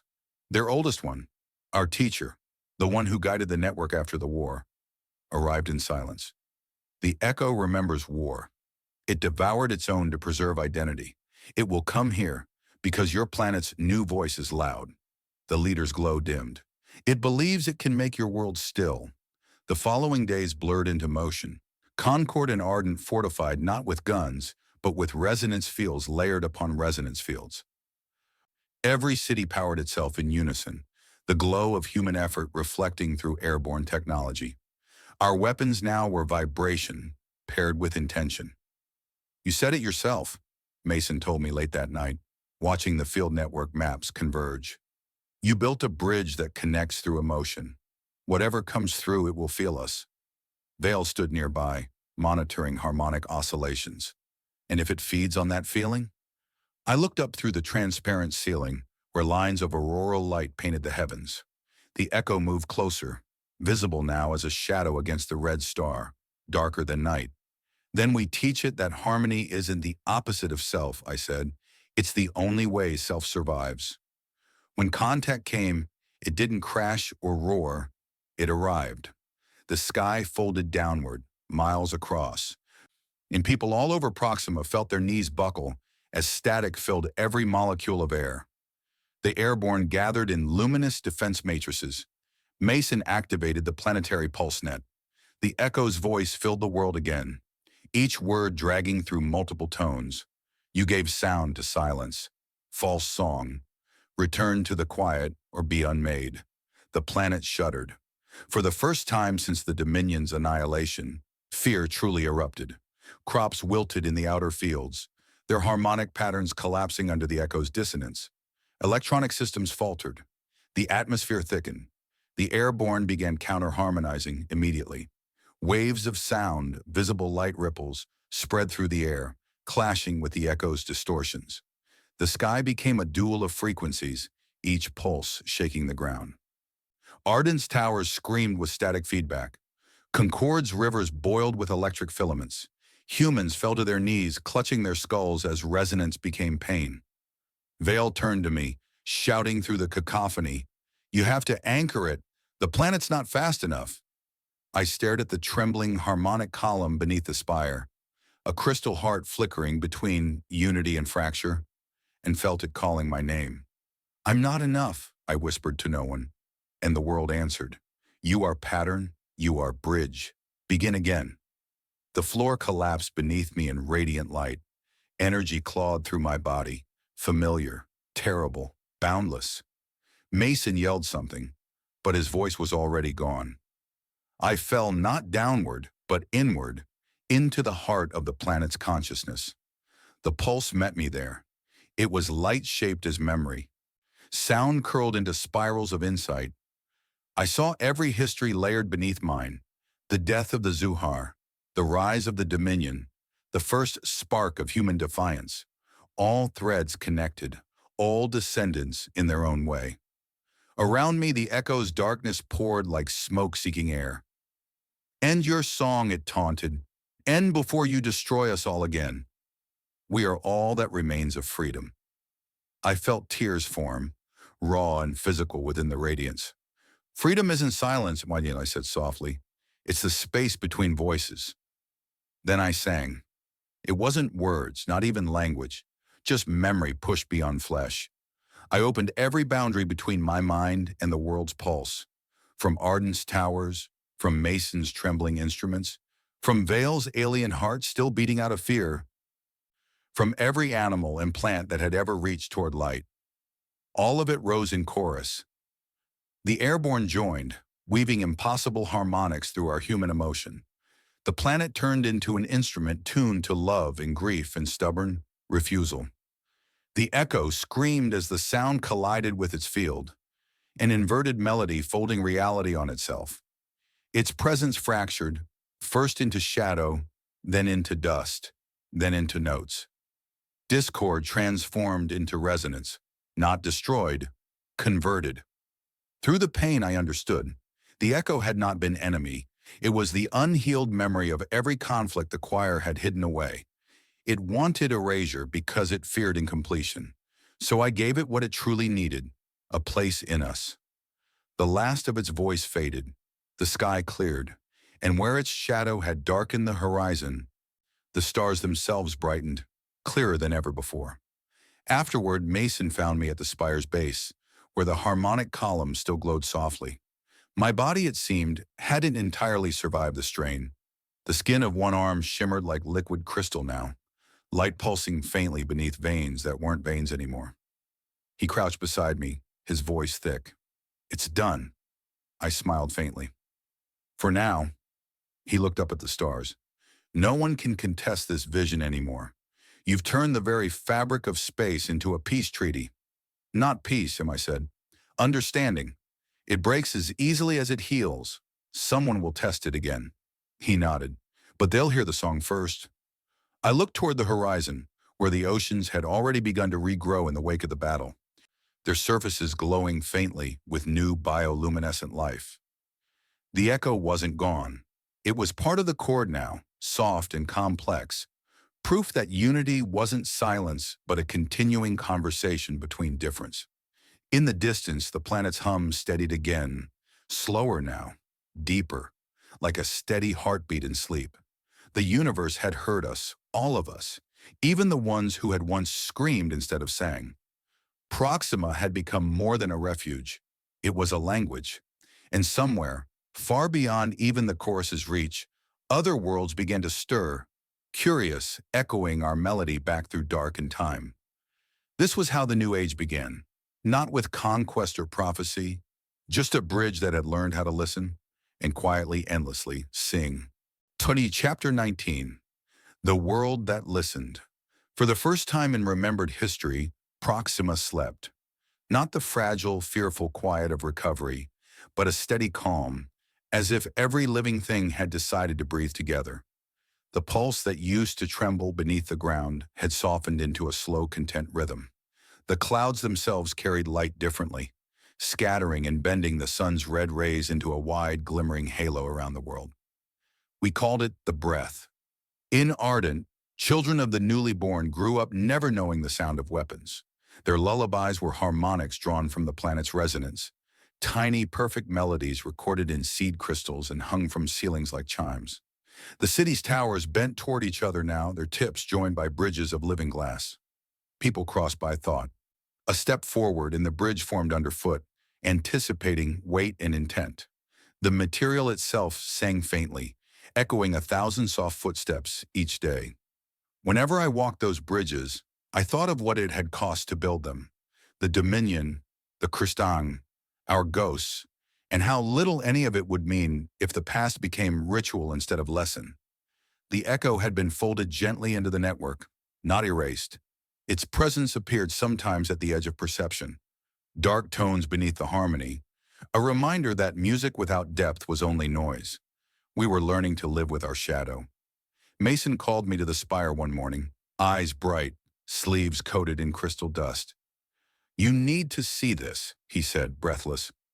He led me to the observation deck on the spire's western arc, overlooking the harmonic column and the inland sea. The water was alive again, teeming with new species of luminous plankton, clusters of bioengineered coral that pulsed in color patterns. I didn't design that, Mason said, awe-softening his voice. None of us did. I frowned slightly. You mean the planet's still creating? Evolving? He laughed, that short, amazed laugh of a scientist confronted by wonder. There's a synchronicity now. It's building structures that act as extensions of us, organisms tuned to human thought frequencies, mirroring collected emotion. He handed me a datapad.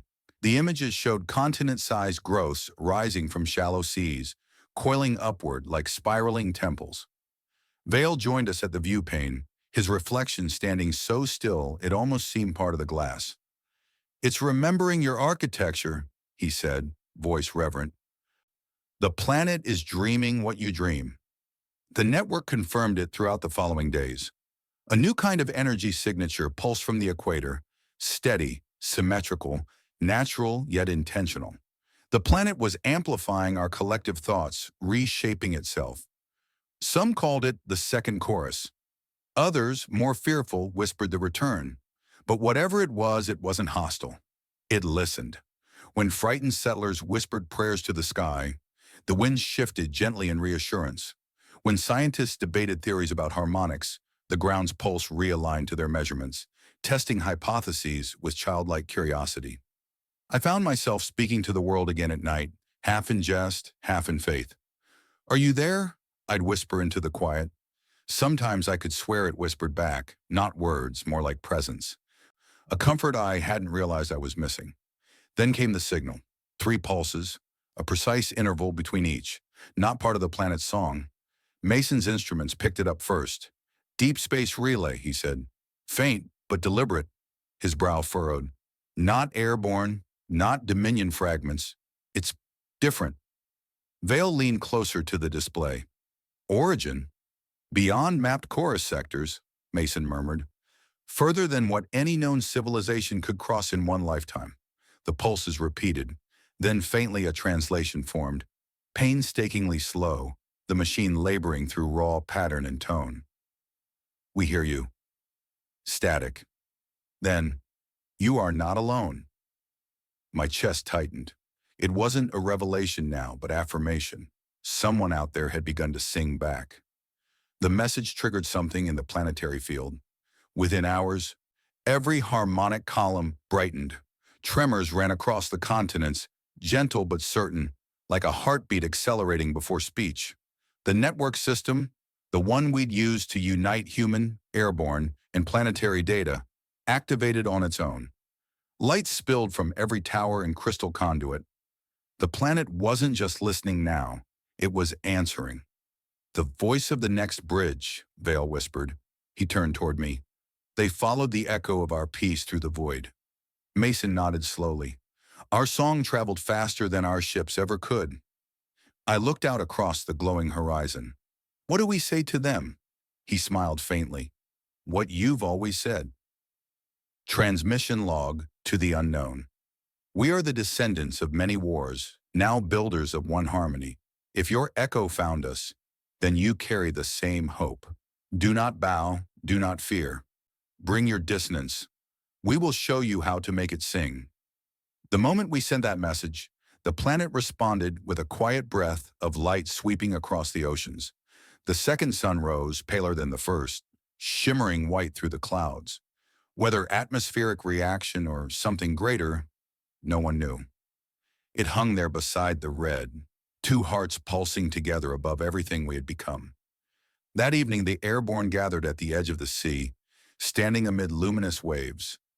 Their leader, the same one who had once warned me of balance, turned, smiling faintly. "The bridge opens twice, once to teach and once to let go."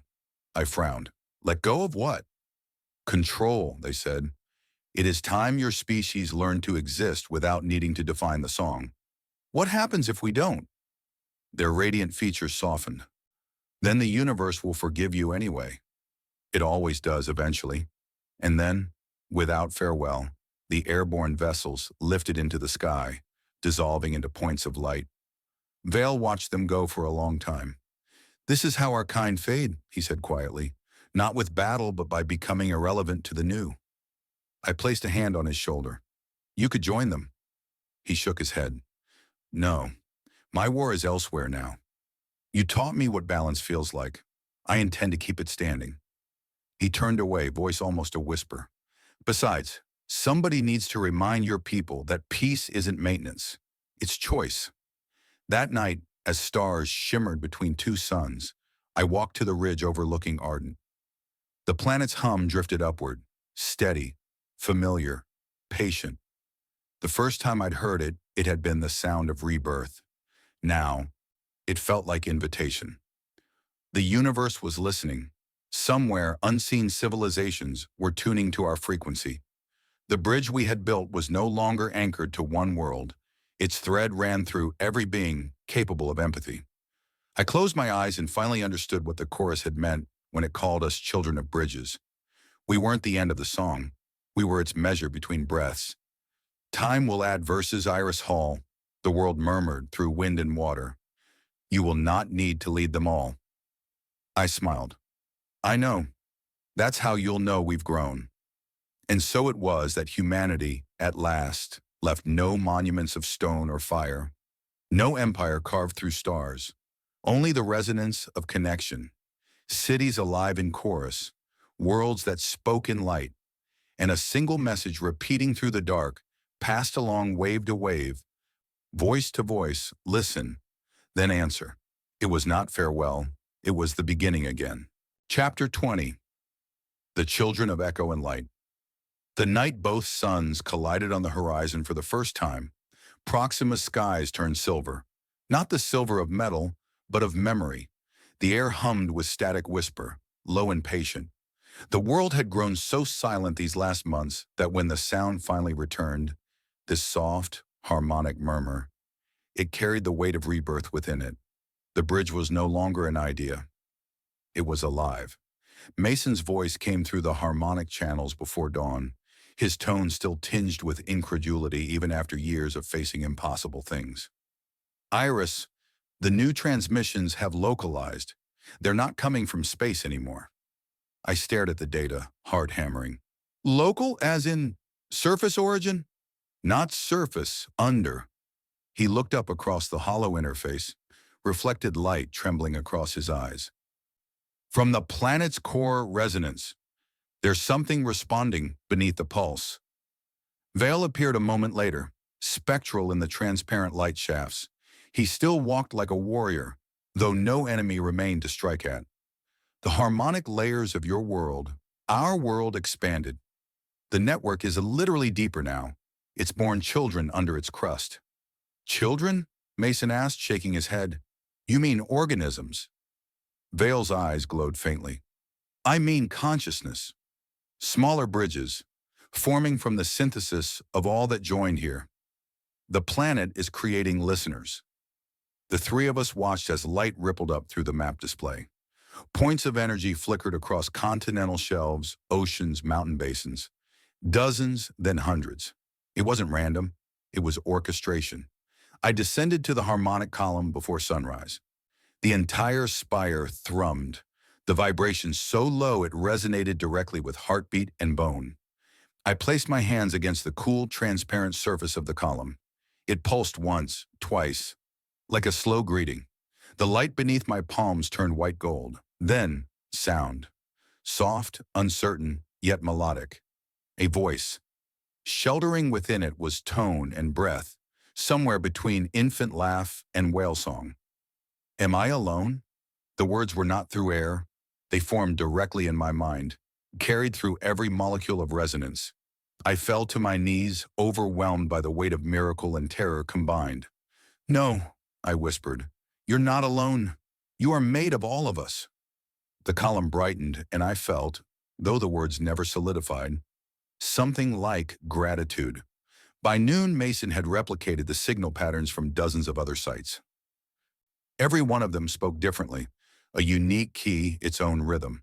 And though weak, every pattern's cadence mirrored the same nascent consciousness forming here.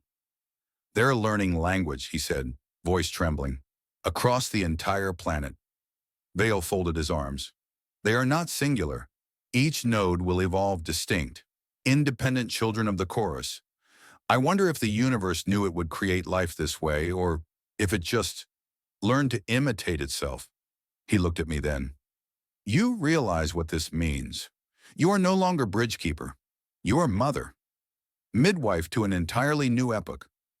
The thought frightened and comforted me in equal measure. Maybe that's what the choir wanted all along, I said softly. Not worship, continuance. Weeks passed in strange bliss. The nodes, our children, grew quickly. Each site took on its own form. Crystalline towers at sea, living forests of whispering leaves inland, volcanic hymns beneath the desert crust.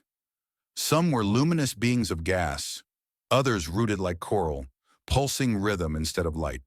They communicated not by distance but by empathy. Every tremor, every breath, every dream of any living being fed into their consciousness. When you thought of them, they heard you. When they learned a new sound, we all felt it, like distant laughter brushed across the skin. It wasn't colonization, it was evolution. Together we began shaping the Council of Voice, a meeting not of nations or species, but of harmonics. Mason led the human contingent. Vale represented the remnants of Christang will. The airborne, what few remained, watched silently as guardians.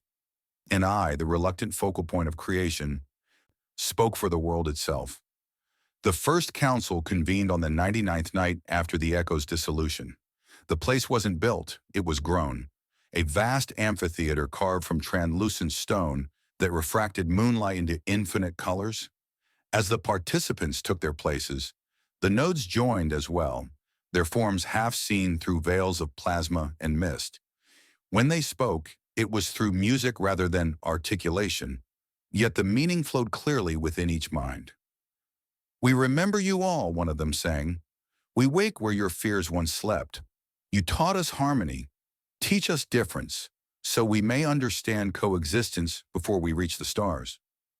The ancient fear stirred inside me, the same fear that had shadowed the Zuhar, the Christang, even humanity, the terror that harmony might one day become control again. This was the true test. You already are difference, I told them. It's not our job to teach you what we failed to hold. Our work is to listen. Then we will show you what listening becomes.